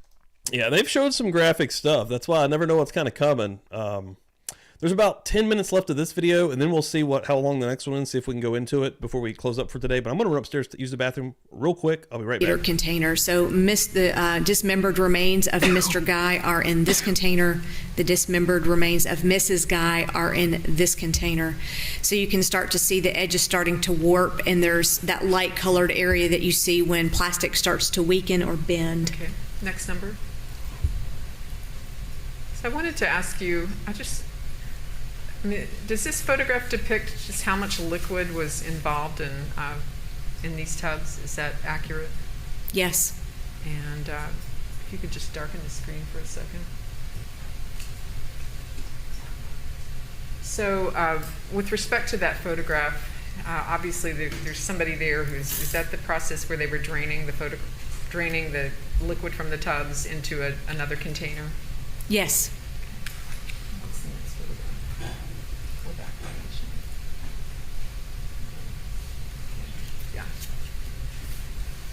And this next number, does this also depict the level of liquid in the other tub? It does, and you can also, this is the part that was out of the frame in the other photograph where you can start to see there's an outbending and there's some light coloration of the plastic. This is the bin that contained Mrs. Guy's remains. Okay. And this photograph, what does it depict? This is a photograph of the container when the liquid was pumped out of the containers that held the body parts, and this is the container in which the liquid was removed and taken from the home. Were you there the entire time this process was going on? Yes. Was it time consuming? Yes. Next number. And this photograph, what does it depict? This depicts the outside of the containers that held the body parts, and they are labeled with the case numbers for Mr. Guy and Mrs. Guy. Okay. And obviously they were not transported to the medical examiner's office in the emptied tubs. They were removed, as you said, in another way. Correct? Yes, once the liquid was removed, my medical death investigator with my assistance and Dr. Malusnik's assistance, another forensic pathologist, removed the body parts one by one so we could do an initial accounting of how many parts were there. Okay, next number. And this photograph? This photograph is taken, so we're back in the kitchen downstairs, and this is the cooking pot that was on the stove that when we first entered the residence, it was indicated to us that Mrs. Guy's head was in the pot. Okay, and next number. So does this just depict like the level of liquid that was in the pot? Yes. And you can take that off. No. And I believe you indicated in your testimony that you don't believe that there was a corrosive substance there. Based on the appearance of the skin that remained on her scalp and her hair, no, I do not believe that the same chemical that was in the tubs was in that pot. You talked about thermal artifacts. Is that the same thing as cooking? Yes. All right, may I approach?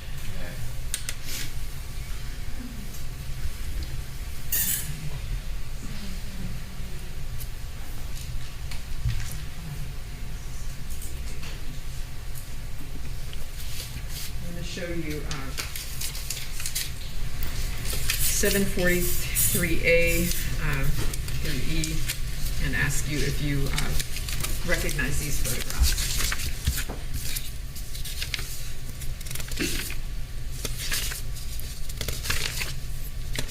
I do recognize them. And what are they? They are photographs of various knives at various locations throughout the scene.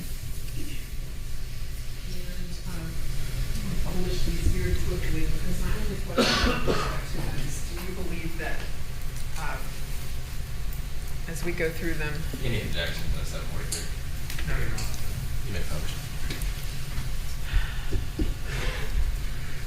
Do you believe that any of these knives could have been used to inflict the wounds that you observed on Joel and Lisa Guy?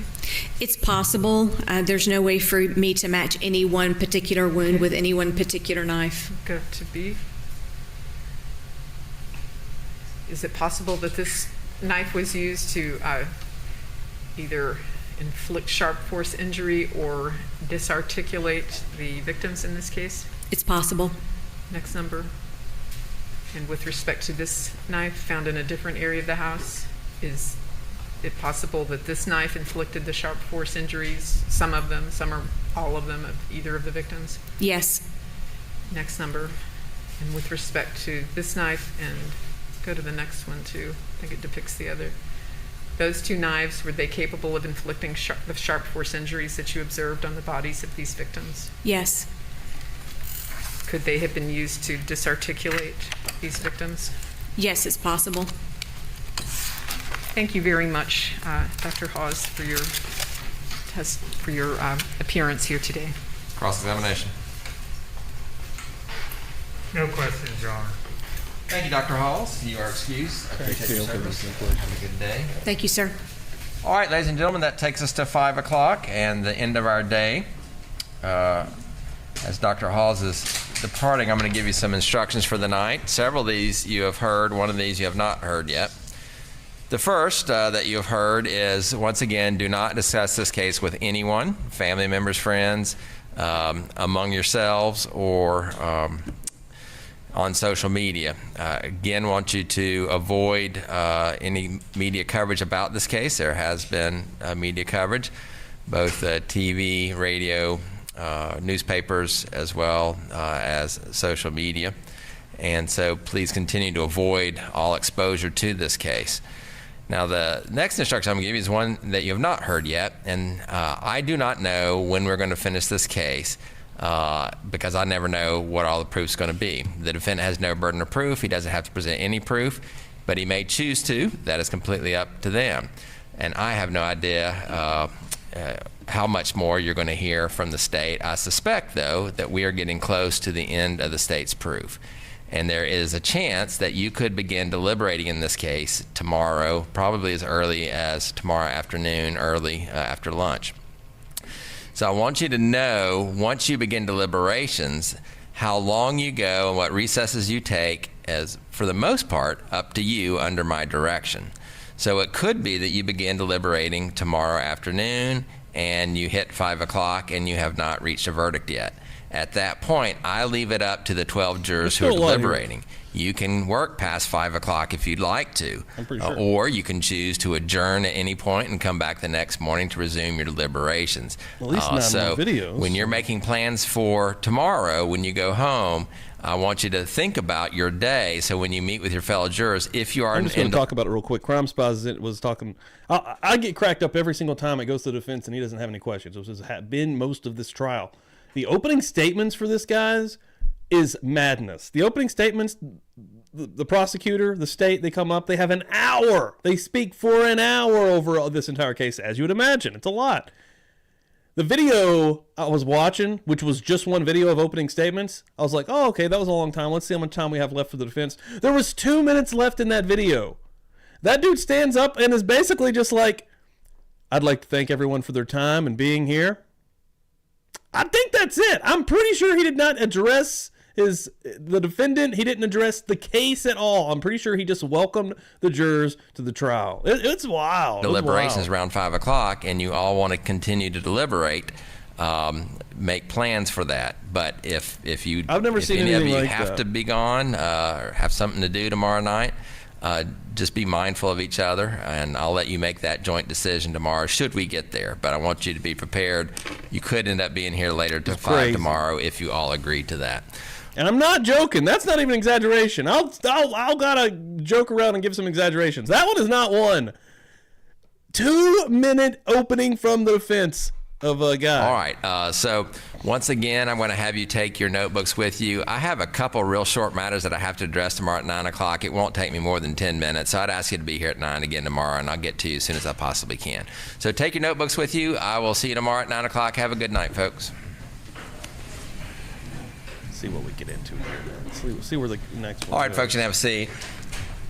So I've been working on the instructions last night and today. Obviously, we haven't had any conversations. It's strange they just wouldn't be the next video. About that. For the most part, it's the pattern instructions with a couple additional that are placed in here. So I'm going to go ahead and email this draft to you. Don't panic. They're not the final instructions, but I want you to go ahead and start looking at those and see if there's anything that you'd like me to add to it or take away. So let's go ahead and get a head start on that tonight. I'll email that to you here in just a minute. Any issues from the state at this point? Does that include a flight instruction and a tampering with evidence instruction? I'm going to have an opportunity to let each side argue that. It's easier for me to take things out than it is to put them in. So I went ahead and put flight in there. Now, I'm not saying it's going to stay in there, but it's in there for now. Tampering with evidence I haven't looked at, but I'll consider it. Thank you. You're welcome. All right, anything from the defense? No. All right, thank you, folks. We'll stand adjourned until 9 o'clock tomorrow morning. See you then. All right, I want to see what's next here.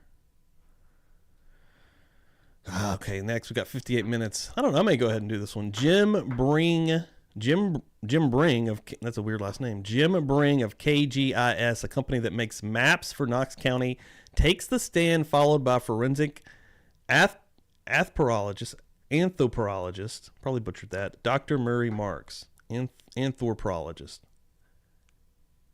Dr. Murray Marks. So yeah, let's go ahead and watch this one too, man. 58 minutes. It's another hour. This will take us into 1 o'clock. That'll take us right into Jessica for Justice streaming on Kick, I believe, and we'll plug her right into there. So let's go ahead and get through another one here. That'll work out. Just come up here to the witness stand next to me. A little deep here this morning. If you please raise your right hand. Do you solemnly swear or affirm the testimony you're about to give in the case now on trial will be the truth, the whole truth, and nothing but the truth, so help you God? I do. Please have a seat, sir, and once you're seated, you may remove your mask to testify. And sir, if you put the microphone close to your mouth, please. If you tell us your name, sir. Jim Brink. And by whom are you employed? KGIS. And what does KGIS stand for? It stands for Knoxville, Knox County, KUB, Geographic Information Systems. If you would, explain to the members of the jury some of the duties and responsibilities you have working for KGIS. Well, we do maps for the county, the city, and KUB, and any of those entities, fire, police, whoever that needs maps, and also web development. Okay. And are you aware whether or not KGIS was contacted in this case to create 4 maps? Yes. And have you had a chance to review those maps prior to testifying today, sir? Yes, I have. I'm going to show you what's been pre-marked as States Exhibits 744, 45, 46, 47, and ask if you can identify those documents, sir. Yes, they're maps that KGIS has done. Okay, and if you would, tell us what the first map is, sir. The map is the location. The first one, it shows the location of 11434 Golden View Lane. Is that an aerial version? It's an aerial view with the outline of the parcel boundary. Okay, and the next photo, sir? The next photo is a map that shows the aerial photo around Turkey Creek area, and it shows from the interstate level road to the residence at 11434 Golden View Lane. Okay, and the next document? The next document shows from Knoxville, Tennessee, the route to Louisiana, to Baton Rouge. What's the mileage between, sir? The mileage is 642 miles. Okay, and the last document? And the last document shows Turkey Creek aerial photo, and it shows Walmart highlighted and also PetSmart highlighted. And is there anything else highlighted on that map, sir?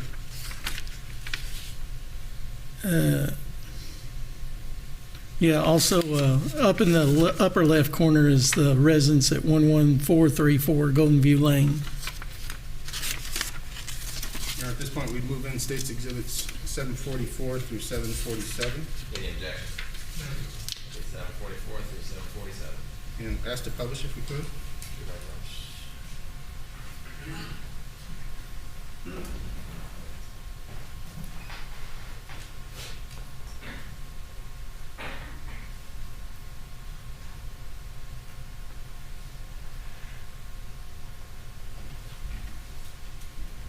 Mr. Brent, directing your attention to the overhead board, sir, if you could tell us what we're looking at. Yeah, this is the map from Turkey Creek. So it should, the blue line shows from like Turkey Creek Level Road Interstate all the way to the residence of 11434 Golden View Lane. And that's an aerial photo with streets and buildings.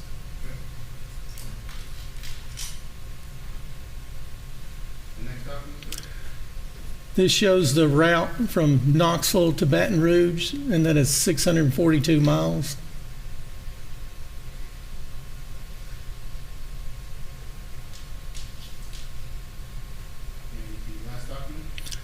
So this one shows the Turkey Creek area. The orange is around Walmart. Oh, Threads and Roses, what's up? The purple Good is morning. around Good afternoon PetSmart. at this point, or depending where you're And at. then in the upper left, the red is the parcel for the 11434 Golden View Lane residence. And if you could, with your finger, draw a circle around the residence.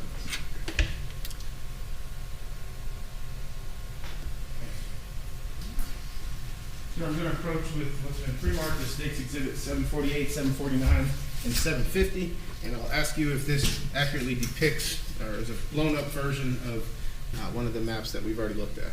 Yes, it does. With respect to Exhibit 749, sir, I'd ask you if this is a blown-up version of a map that we've looked at. Yes. And with respect to Exhibit 750, sir, I'd ask you if this is a blown-up map of the map that we looked at. Yes, it is. Your Honor, we've moved these in as States Exhibits 747, 48, 49, and 750. Any objection? 748, 749, 750. We pass them. Cross-examination. No questions. Thank you, sir. You may sit down and free to go.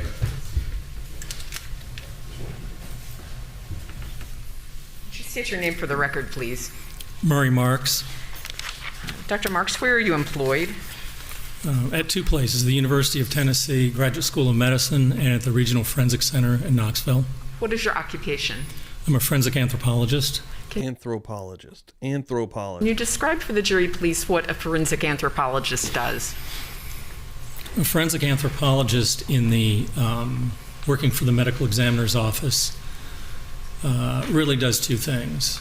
They look at skeletal remains, decomposed remains, mutilated remains, and help the medical examiner determine age, ancestry, gender, stature.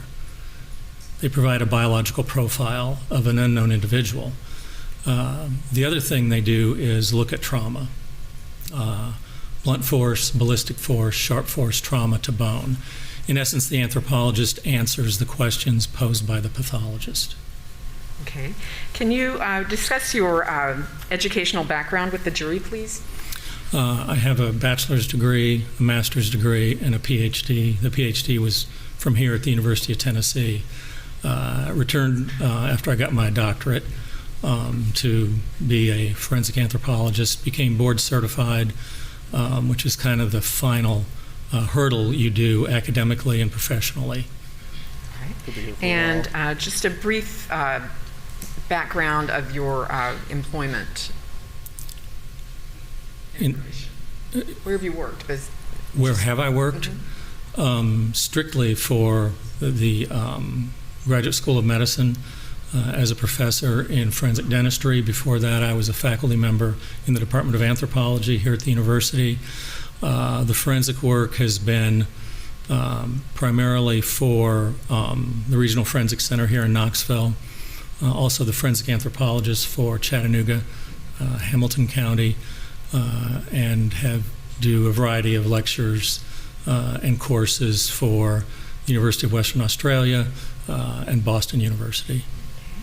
Are you published in the field of forensic anthropology? Yes, ma'am. And did you prepare a CV for purposes of your testimony today? I did. May I approach the witness? You may.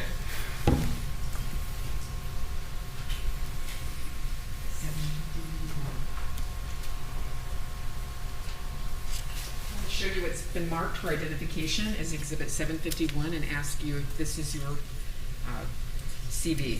Yes, it is. Okay, thank you. We would ask Your Honor, please, to introduce this into evidence. Any objection? No, Your Honor. Exhibit 751. At this time, Your Honor, please, we would tender Dr. Marks as an expert witness in the field of forensic anthropology. Any objection? All right, folks, the court is going to recognize Dr. Marks as an expert in the area of forensic anthropology. Once again, since he's deemed to be an expert, he's allowed to render his opinion within his area of expertise. Also, once again, just because an expert witness has rendered their opinion does not mean that you are bound to accept it. It's your job to judge the weight and credibility to be given to his testimony, just like every other witness. But he is an expert, so he may tender his opinion. You may continue. Thank you. Dr. Marks, did you participate in an evaluation and examination of the remains of Joel Guy Sr. and Lisa Guy? I did. Can you tell the jury how you became involved in the case? I became involved because the forensic pathologist, Dr. Hawes, asked me to participate and look at the remains and make an assessment of skeletal trauma. And did you determine, were you able to identify the remains? Yes. With respect to Joel Guy Sr., how was he identified? He was actually identified by fingerprints, so I didn't have anything to do with that, but I was cognizant of that. Did you review dental remains I from did. him as well? I did. The teeth being part of the skeleton, I also review those, look at that, and in case dental records come in on that person, then we can make those comparisons with the help of a dentist. But since there was fingerprint material to use, that's how he was identified. Were you also able to make an identification of the remains of Lisa Guy? Again, looked at her dentition and prepared things for that, but she was identified from an orthopedic appliance, so we didn't have to do a dental ID on her. All right. Did you prepare reports regarding your evaluations of the remains of Joel and Lisa Guy. I did.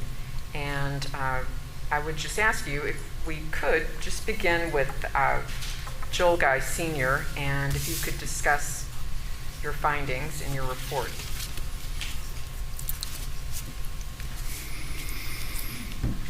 If you, and just for a little background, explain to the jury what your process was once the remains come into your possession. What did you do with them? When they come into the medical examiner's office, they're photographed and everything's documented. When the pathologist finishes his or her autopsy, then the anthropologist can step in and do whatever they need to do to answer the question, in this particular case, about identification and trauma. Because identification, I don't believe when I was first introduced to the case, was made at that time. But that became apparent who these individuals were. And so the next thing is to look at the bone. And the pathologist said, can you tell me about any damage or what's the status of the skeletal remains of both these individuals? So to do that, removed what soft tissue was in the way of looking at the bone, which is a good majority of it. And then again, prepared this. Took a good bit of time because there was no scalpels used or anything like that. So have to slowly tease away the muscle, the soft tissue, and the periosteal or the covering on the bone surfaces to look at any damage. So again, you're talking about several hours to actually prepare the remains to look primarily at the skeleton. And with respect to Joel Guy, could you discuss the results that you derived from your examination of his remains? There's, excuse me, there's two events that take place to the skeleton, in my estimate. First have to do with trauma that occurred around the time of death, what we call acute or perimortem. And then there's a type of trauma that is postmortem. And so I broke down my report based on these two types of wounds. The wounds, and this is all sharp wounds, there was a few bone breaks that would have been caused by blunt force, but that was probably associated with the sharp force trauma that took place. There was no ballistic wounds or gunshot wounds or anything like that. So in looking at the remains, the first thing I noticed was the sharp force wounds.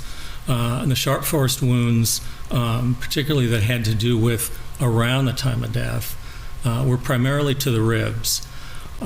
There were 6 right ribs and 6 left ribs that had at least 16 cut marks on them, or slices.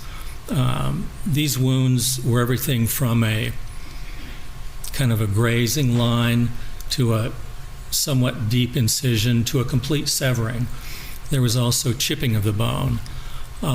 Sharp force trauma to bone involves, bone is a fragile tissue, and so up against a sharp implement, whether that's a bullet or a baseball bat or a knife proper or a saw or something to that, will tend to splinter and chip, and you can get an idea about what bone is doing based on those wounds. So to that end, notice that these wounds had to do with, for the most part, trauma, particularly to, like I say, the rib cage. There were 6 right ribs, 6 left ribs, and then some trauma to the right scapula or shoulder blade. So all total, there were at least 16 wounds to the rib cage. And again, these slices were of all varying degrees, complete severing of the rib to chipping and that type of thing. So, and there's pictures in the report of that. The second... I'm sorry. I'm sorry. Go on. Go ahead? Yes. Okay. So the rib trauma did not have to do with the taking apart of the skeleton. The rib trauma was primarily in the back area. And in looking at that trauma, there was no attempt to take apart ribs or take apart vertebra. So the idea is that, that's probably something that happened around the time of death compared to afterwards. Then there is probably what I referred to as a post-mortem event where the body was disarticulated or dismembered. Those two terms are kind of used interchangeably. The arms were removed from the torso at the joints, okay, so at the shoulder region. The hands were removed from the forearms or the lower arms below the elbows, again at the wrist joints. The legs were removed from the torso at the hip joints, and the right foot was removed from the ankle joint. This was definitely a post-mortem type of an event. There was a solution involved. I was told, I did not visit the scene. There was a solution involved that the remains were in upon discovery, and that really damaged the bone. So exposed bone surfaces, particularly when the arms and legs were removed, wrist removed, foot removed, those bone surfaces started to be denuded or destroyed. So there would be incised lines that were very hard to read in those particular areas. The skull and the mandible didn't show any type of sharp force injury. Okay. As part of your report with respect to Mr. Guy, there were diagrams that you prepared, is that correct? Yes, ma'am. And would that assist you in illustrating for the jury the injuries that you noted and referenced in your report? Sure, yes.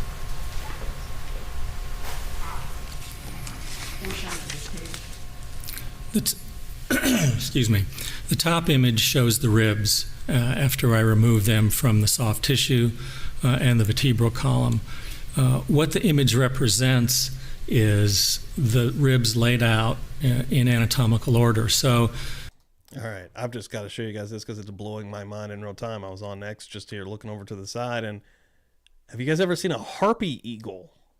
This thing is a freaking monster, and it looks like it's looking directly into my freaking soul.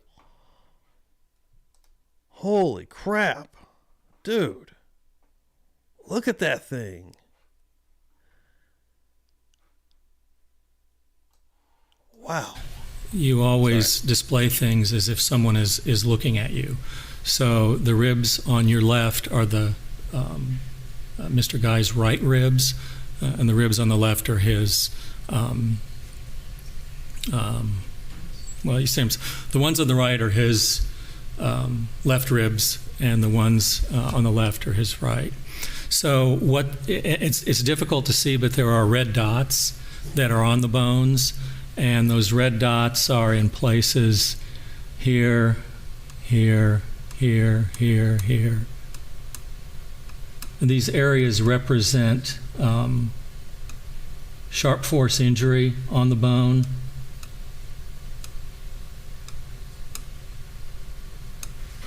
And probably some other places as well. Those are areas where there are sharp force injuries to the ribs, and they represent, again, areas that are damaged. Down towards the bottom of that image, the cut-off pieces were performed at autopsy. That's part of the procedure to look at the organs. So the ribs are cut down towards, and that would be the front part of the chest area, so that the organs can be removed. So that has nothing to do with the report as far as trauma is concerned. But what that represents is the area primarily in the back region that received sharp force trauma.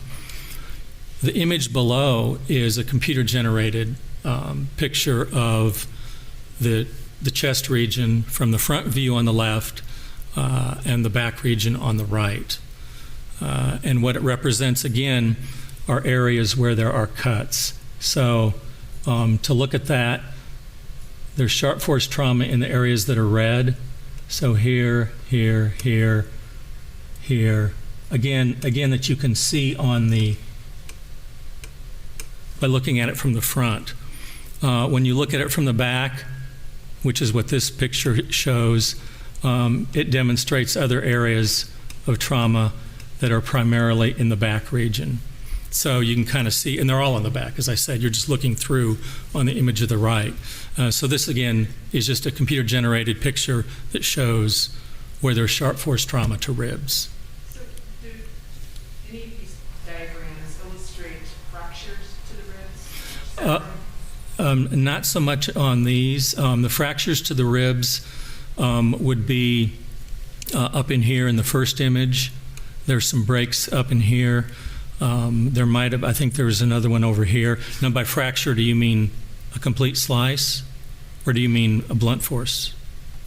Either. You can describe the difference. Okay, well, the blunt force would be from associated with a fracture line, which is part of pushing and then eventually breaking. So, yeah, there's a few of those as well. I'm going to move on to the third page of the report and ask you if you can discuss what these images depict. The clear bottom left one. Okay, so what these images show, starting at the top left, that's the right fifth rib, then the top right is the right sixth rib, and then the right sixth rib are the middle two pictures. The right seventh rib is the bottom two pictures. So what I did was I selected certain ribs that were characteristic of the different types of trauma. So in starting at the top, what we have, what the arrows represent, and they're somewhat difficult to see, but there's an arrow here and an arrow here and one in the middle. And those three arrows show two different types of damage to the ribs. The ones on the periphery or lateral demonstrate breaks or scrapes where a piece of bone was popped away. The one in the middle is like a cut. So it has a cut with several linear lines to it. But again, talking about the superior border. The other is the right sixth rib, and this is a slice that is somewhat deeper, and it has a piece of bone that is actually pushed up. So what it means is that the weapon kind of twisted or caused the piece of bone to work its way up. The middle two pictures demonstrate a complete popped out region, meaning there's sharp force trauma along the edges, and then the central region has been removed because as the blade was lifted or moved or twisted, a piece popped away. And the other image here is just a superior view of that, showing the region of damage. At the bottom, we see some superficial nicks, but again, many of them that demonstrate a variety of different depths, again, on the superior border of the rib. The area, excuse me, the image on the right shows complete severing of the rib from where it was embedded into the vertebra. So every rib is embedded in the vertebra, and that shows where there's been a complete slice that has separated the rib.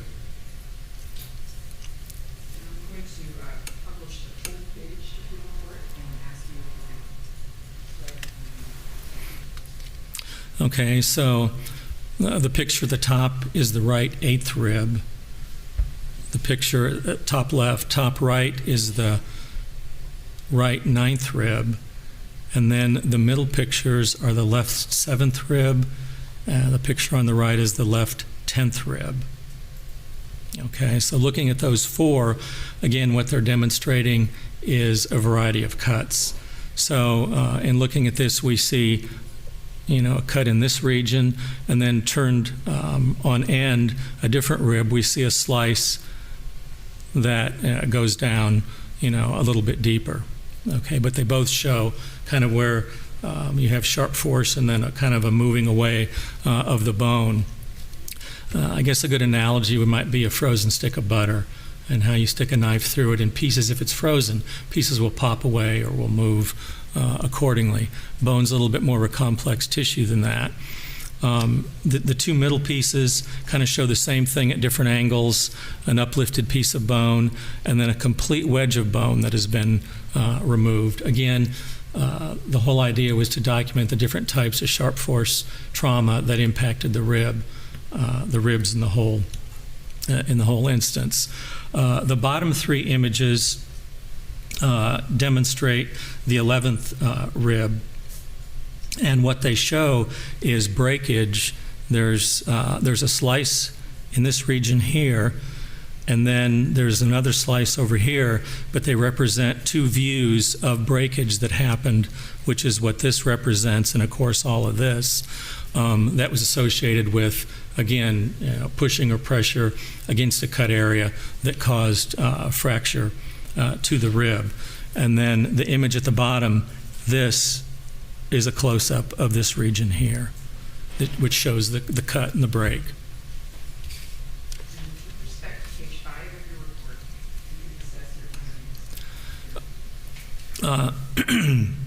Page 5 just simply shows these two images don't really have anything to do with trauma. This is a healed fracture callus of a fracture that took place months or years before, but I included it in there because of the time element, not really knowing for sure what was associated, and the pathologist wants everything documented. So these have nothing to do with sharp force trauma. They're a fracture callus from a previous break. So the images at the bottom represent the scapula, and here you're looking at, looking at it from the back, and this is looking at it from the inside, or looking through the rib cage. And what this perforation represents on both sides is a puncture of a blunt instrument, if you will. Not so much sharp. There could have been a sharp component to it, as we'll see, but the piece was found. Again, it's a puncture wound from the back, which is what this image represents, from the back going in here, and the piece was broken off and found in the musculature on the inside of the scapula.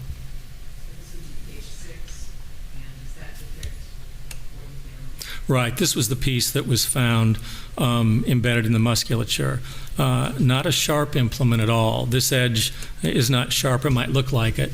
The only thing I could think, a lot like a letter opener, right? And some of those can be sharp, but sometimes they're blunt as well. So again, something that punctured in and was broken off, but not really had a slice or an incised line to it. Does that indicate to you that more than one weapon was used? Yes. Anything else on this page? Oh, okay. So the bottom image shows the right and left humerus, and what these represent are changes in the areas up near the shoulder region. So the elbow region would be down here, and this is the shoulder, and what this represents is complete denuding or breaking away or dissolving of that proximal part of the bone. So the head of the humerus, which is the upper arm bone, both of these instances is gone. It's been somewhat dissolved. There's a little bit of a remnant of sharp force injury that can be seen over here in this image. This image is a blow-up of the humerus on this side, and you can see some very faint striations or cut marks, which would be associated with severing of the top of the shoulder.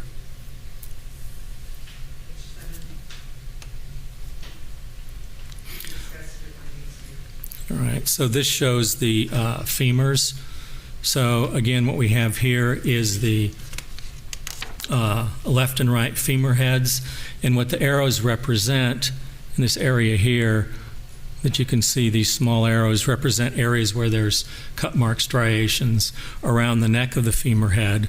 Of course, this is what fits into the pelvis region, and you can see there's breakage in this area here. You can see some cut mark regions here that are associated with damage from sharp force injury. When we look at the left femur, this was the right femur on this side. When we look at the left femur, we're looking at the back of it, and you can see that the head has been completely removed. So there isn't any femur head. That was actually found lodged still within the pelvis region. So the neck of the femur was cut off. Can you just, for the record, describe what the femur is? The femur is the upper leg bone, or the bone that is inside all the thigh musculature. Yeah. And then with respect to the bottom? The two images at the bottom, they represent, these are the elbow regions, and these are what fit into the humerus. Okay, so they're unaffected. They don't have any cuts or scars on them. But what it shows is the degreasing, if you will, that the chemical caused on this part. So the wrist regions would be at the ends where they attach. No evidence of particularly cutting in those regions on the bone because of the damage that the chemical caused to the bone surfaces.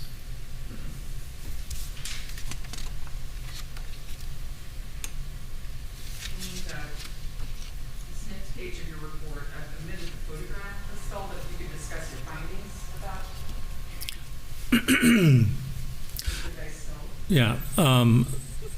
The skull didn't have any type of sharp force trauma. It didn't have any type of blunt force trauma as well. But the central region was completely gone. So from the middle part of the forehead down to the left part of the maxilla or jaw, this was all missing. And the surfaces, borders, were all damaged from the chemical exposure. So there was no evidence of sharp force trauma to any of that.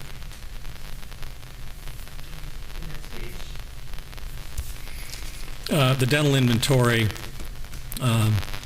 simply, again, the teeth are part of the skeleton, and so the anthropologist documents them as well. Once identification was made from the fingerprints, it didn't have anything to do with identification. And the jaws were completely unremarkable with respect to trauma. There was no sharp force or any other type of trauma to that region. So the conclusion, if you can read that, mentions that, the skeletal remains were dissected from the soft tissue after autopsy to do what the pathologist asked, to look for and kind of interpret the perimortem or postmortem around the time of death or after death, sharp force injuries. And so both the dorsal region or the back part of the ribs near the vertebral column showed sharp force injuries. It's too buzzy. Let me see if I can fix it. I don't know if it's something I can do if it's on their side, but we'll give it a shot. That ranged from very fine lines to scrapes to regions popped out to complete severing of the bone that had to do with a sharp implement. The wound that had to do with the scapula was somewhat more blunt because, again, it didn't have a sharp edge to it. I believe that's it.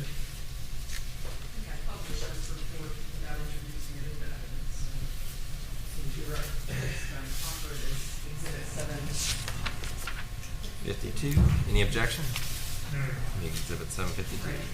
I wanted to know if you would be, you could explain to the jury the difference between dismemberment and disarticulation. Okay. Here we go. I'm sorry. I didn't know if you're going to have him step down or not. I was going to try to get a lapel mic. Christy, do we have those lapel mics in here? I can scream if you want me to. Well, I might need to, but let's try this first before you scream. You want me to come down here? Yes, please. Okay. And I hate to do this to you, Doctor, but since you're not behind the glass, the Supreme Court makes me tell you where you're at. So thank you, sir. I appreciate that.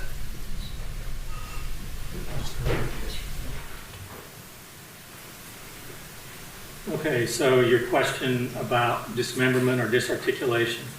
The two terms are used interchangeably. It's like grandma and grandmother.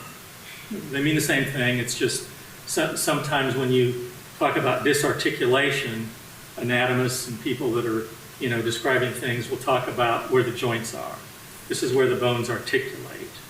So disarticulation means the taking apart of a skeleton at the joint areas, whether that's in the skull, the hip, the knee, ankle, wrist, elbow, or shoulder. You can disarticulate the vertebra between, because there's a disc between, so that's the term disarticulation, and I use them interchangeably with dismemberment. Dismemberment is more of a broader term, which means just, I'm going to break this thing up or saw it up or do whatever I'm going to do, and without any respect to the joints. So that's kind of the differences between the two. And anthropologists will use both terms interchangeably. Disarticulation is a little bit more specific, but disarticulation is also dismemberment in a way. Dismemberment, though, is just simply breaking something up. Does that help? Yes. Okay. So if you would, just show the jury where Mr. Guy's limbs were disarticulated. Okay. Both shoulder regions, and they were unattached. Okay. So again, not being able to see cut marks except on those real fine lines of that bone that had been dissolved a little bit at the shoulder regions and at the wrist. Okay, and then at the hip joints. Okay, they were taken apart, and at the knee joints, and the right ankle was taken apart. So that was the disarticulation process. And the ribs that were damaged, 6 on the right and 6 on the left, is that correct? Right, and so what you would do would be to look at it this way and count them down. I'd have to look at my notes to know exactly which ones they were. The wounds were associated primarily with where they articulate with the spine about a third of the way over. Again, there was damage to the scapula, which would have been in the way of covering the ribs, a certain part of it, then all the way down. So again, no damage really to the front. Okay. And the skull, where did you detect damage to the skull? The damage to the skull was in the facial region. So it would have been the area right in the middle. So it was dissolved, the bone was dissolved. The small bones of the internal face were gone. The frontal region was missing, the nasal region was missing, and one side, I think the left side of the maxilla was loose. So that was kind of the area that was damaged. Okay, so you weren't able to tell if there was blunt force trauma there or sharp force injury? No, ma'am. Okay. Did you detect any indication of the type of weapon maybe that was used? Were there saw marks? There was no saw marks, so there was nothing that was associated with chopping or sawing.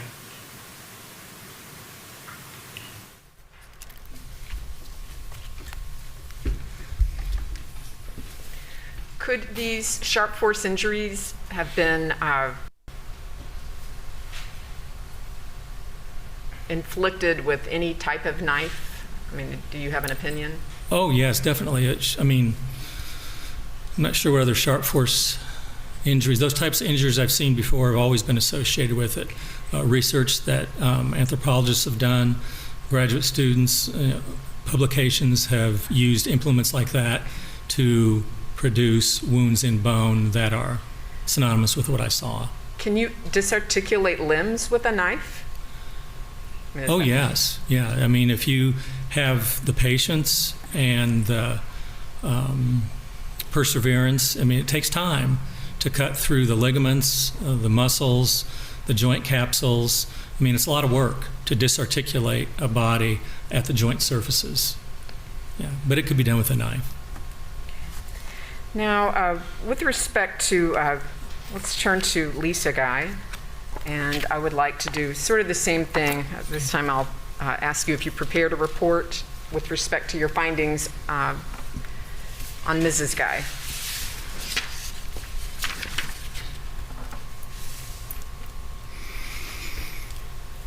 And again, how was she identified?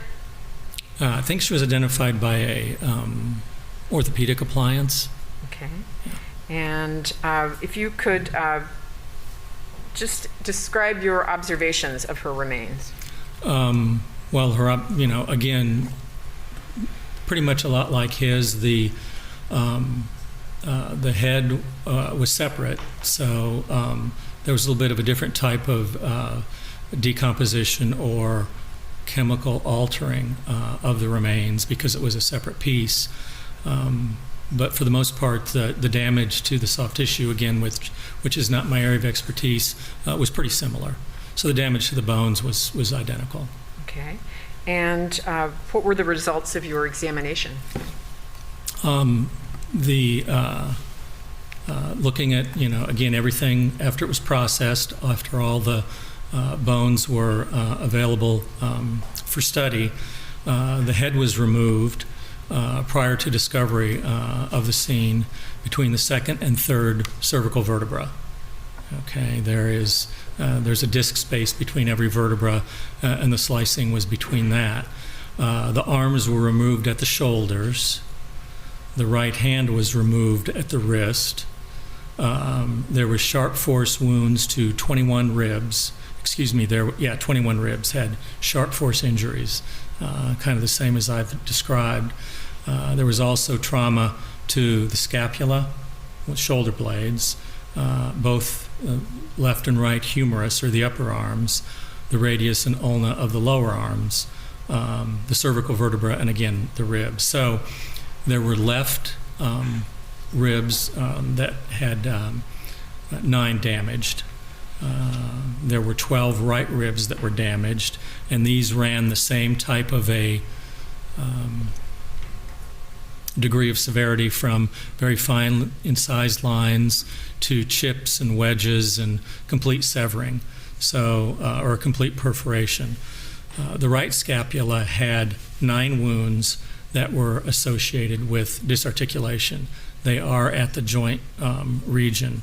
The left scapula had 1 that had that damage to it. The tibia and the fibula, or the lower legs, didn't have any cut marks on them because of the chemical exposure. For the record, showing you what's been marked for ideas 753. This is the same report that you're discussing at this point. Yes, it is. So we formally move this into evidence, Judge, and I would ask to publish some of the photographs, not photographs, but diagrams from the report. Any objection? It'd be Exhibit 753. You may publish. So on page 2 of your report, if you could just discuss your findings with respect to Lisa Guy. Okay, well, this is the same format that I used in the other report, again showing the ribs. And the ribs are not completely cleaned, all the way down to the bone surfaces, particularly where they articulate with the vertebra. Special care had to be taken not to obliterate anything, so that's why they can kind of look a little fuzzy. But in the same respect, what we have are these red dots that are associated with cut marks on the ribs, or areas where that took place. So, and I might be missing some because they're kind of hard to see at places. But those are the areas where, I got one here as well, or here. Those are the places where there were sharp force trauma injury to the ribs. The picture at the bottom, again, the same computer-generated image. It's not the decedent. It came from a web-based source. And what it represents, again, where the red areas are wounds to the ribs. And again, these are all on the back side. Okay, here and here. When we look at the back side, which is the image on the right, you can see more of them, all this area here. The green areas that you can see here are fracture calluses that were broken prior to death. Old injuries. Old injuries, yes.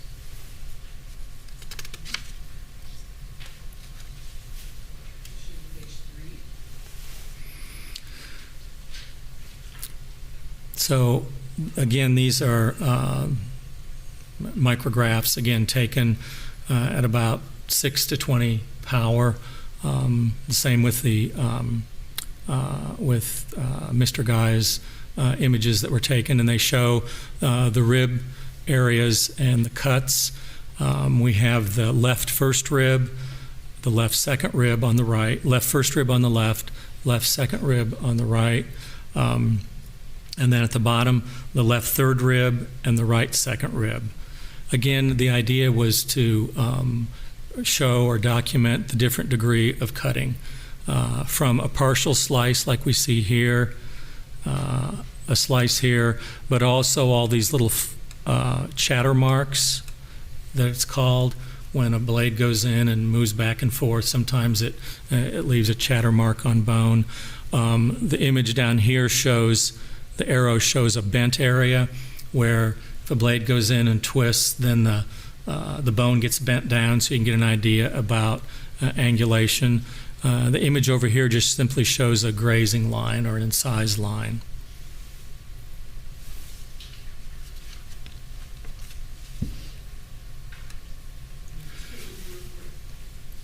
These images, the two at the top are the right seventh rib, and then we have the right third rib in the lower left and the right 12th rib in the lower right.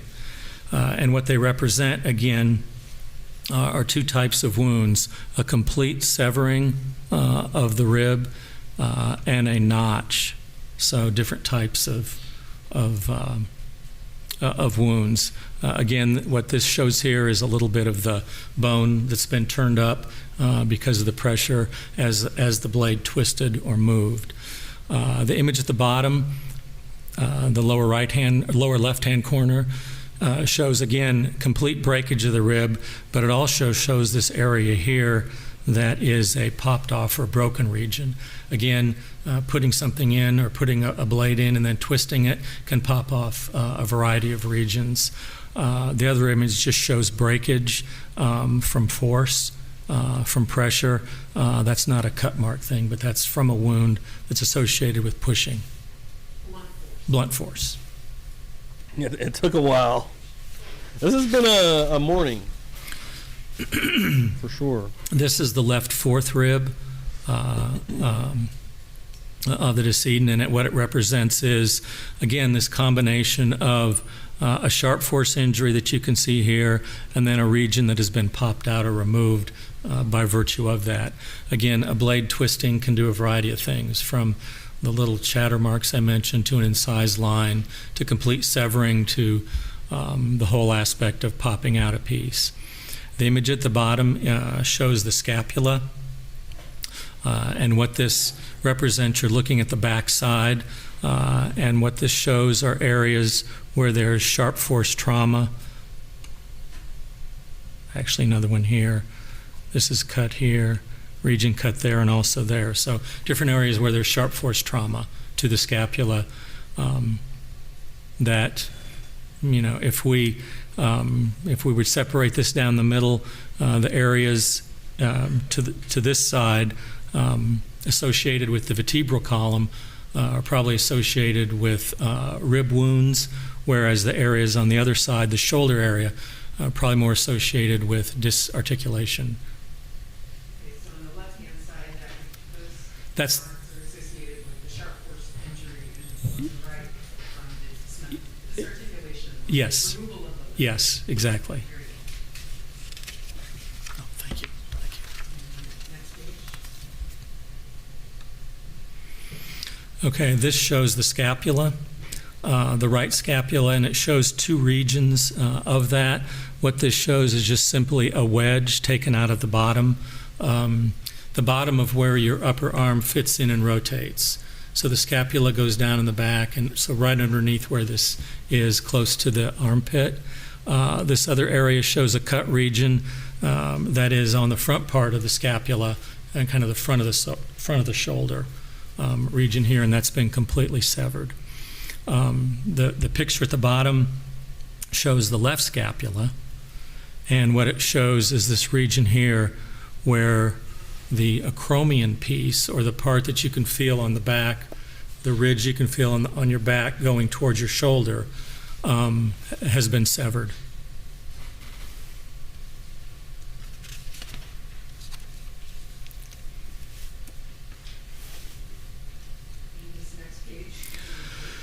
Okay, these 4 images demonstrate the changes that took place because of the chemical solution.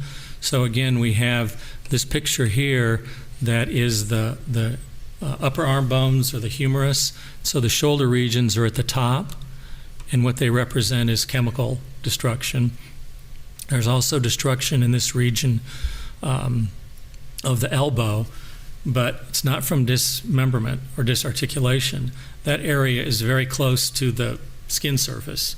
And so if that skin is gone or moved away or damaged, then that bone can be vulnerable as well. The forearm bones, this would be the right forearm or the area between the elbow and the wrist, and this is the left.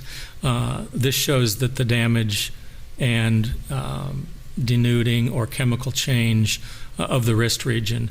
And the left forearm bones here and here show that really to an extreme degree.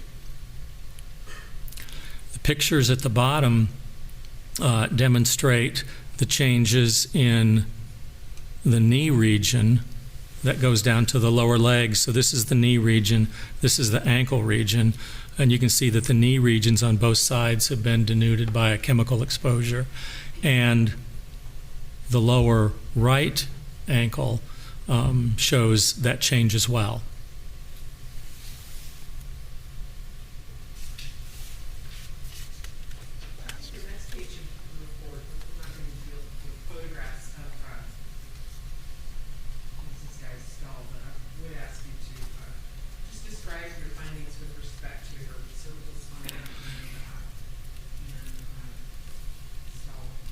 Okay, so this is the first cervical vertebra called the atlas.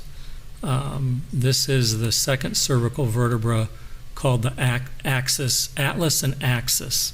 And what this represents, or what this shows, is breakage of these areas here.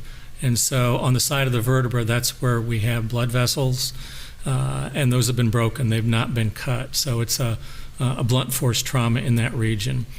If we look on the bottom of that vertebra, again, our atlas or our first cervical vertebra, where it articulates with the skull, you can see that this area has been chipped or damaged compared to the rest of it. And that's from forceful movement back and forth of the vertebral column against the skull.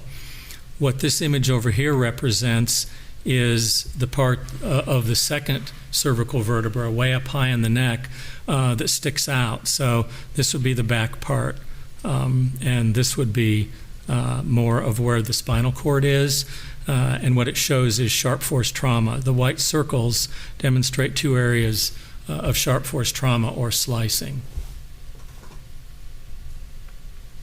So does this mean that when you talk about movement and blunt force, does this mean that that her head was manipulated or moved with blunt force? Probably so, yes, yeah.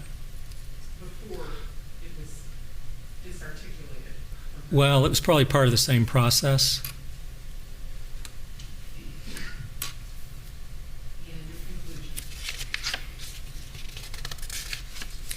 So she received 21 sharp force injuries to the ribs, 12 on the left and 9 on the right. There was a close look at those surfaces, looking at the bone and how it's bent. You can get a direction of force that came from the back and from the top by looking at those wedges and how they're turned and bent. Like I say, you can make an assessment of that. And so out of those rib wounds, there were 3 nicks, 9 slices, and 9 completely severed ribs.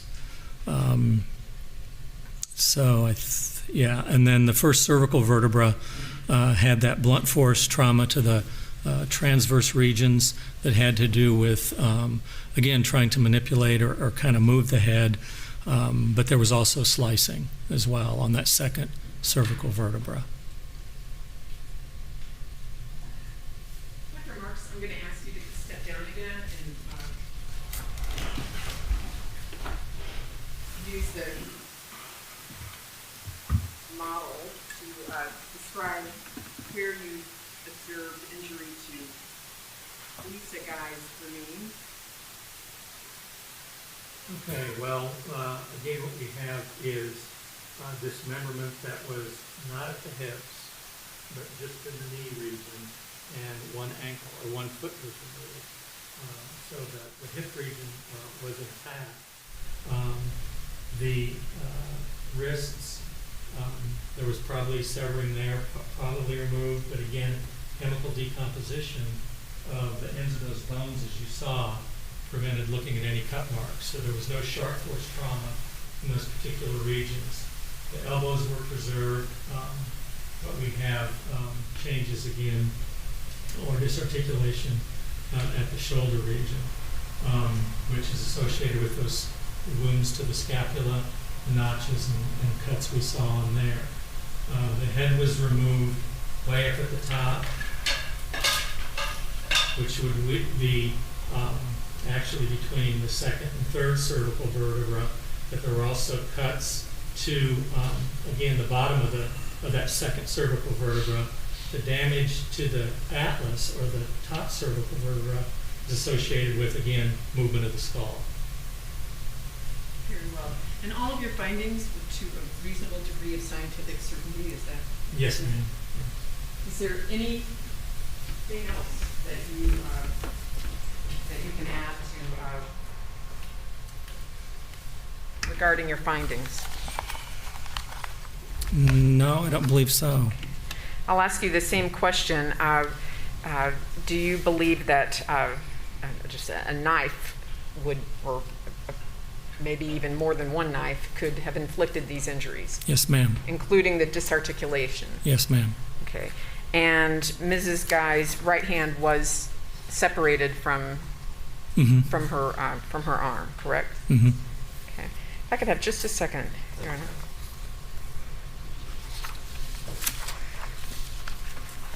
I think that's all that I have. Thank you very much. Cross-examination. No questions, Your Honor. Thank you, Doctor. You may sit down. You're free to go. Have a good day. Please, the state of Tennessee rests the case. All right, ladies and gentlemen of the jury, the state has now rested its case in chief. That does not necessarily mean that you have heard all the evidence that will be presented to you to decide this case. The defendant has no burden of proof in this case, but he is given an opportunity to present evidence to witnesses and exhibits if he wishes to do so. At this point of the trial, I always have to take a break to deal with certain legal issues. When we come back, we will do one of two things. If there will be any defense proof, we will hear that. If they choose not to present any proof, then we'll go into closing arguments. Once again, do not discuss this case among yourselves or with anyone else. You can leave your notebooks in your chairs. This break always takes a while. It'll be at least 20 minutes, probably more like 30. So leave your notebooks in chairs. Go with the officers. I'll see you here a little bit later. So we're going to be starting next week, folks. Next week, we're going to be starting with a shorter one. Outside the presence of the jury, the judge and counsel discuss motions and charges again ahead of closing argument. So we're getting close. Next one we're on is 22. So after that, we have, oh man, we're getting there. Maybe next week will be the end. Prosecution closing argument, defense closing argument, which will be literally 1 minute probably. I don't know. Prosecution rebuttal, jury instructions, verdict. I don't know how fast this is going to go next week. Next week could be the end of this thing. Holy cow. This is the third Murder Church full trial. Thank you guys so much. We're going to go back, be here next week, 9 a.m. Eastern time. The next time you will see me live will be Tuesday night at 9 p.m. Eastern right here on YouTube. We'll be doing something. So come on by, come hang out. Great morning. Thanks everyone for coming through here. Everyone that gave out memberships, donated, thank you guys so much. I really appreciate it. Make sure you're following on Twitter. Make sure you're subbed up. Make sure you're ready to rock and roll for the week. I know Jay and Bob is going to be getting into this Karen Reed stuff. We are as well, as this trial gets into the beginning. So yeah, and again, great morning here at Murder Church. Everyone that hung out, appreciate the hell out of it. just real quick, just looking, making sure I'm not missing anything crazy. Yeah, Jessica for Justice will be live here in about 30 minutes over on Kick. Real quick, I will give her link out one more time where that show is going to be happening. Yeah, make sure you get over there. Yeah, great morning. Thank you all so fucking much. Appreciate it. Crime Spas, thank you so much for hanging out today. I appreciate it.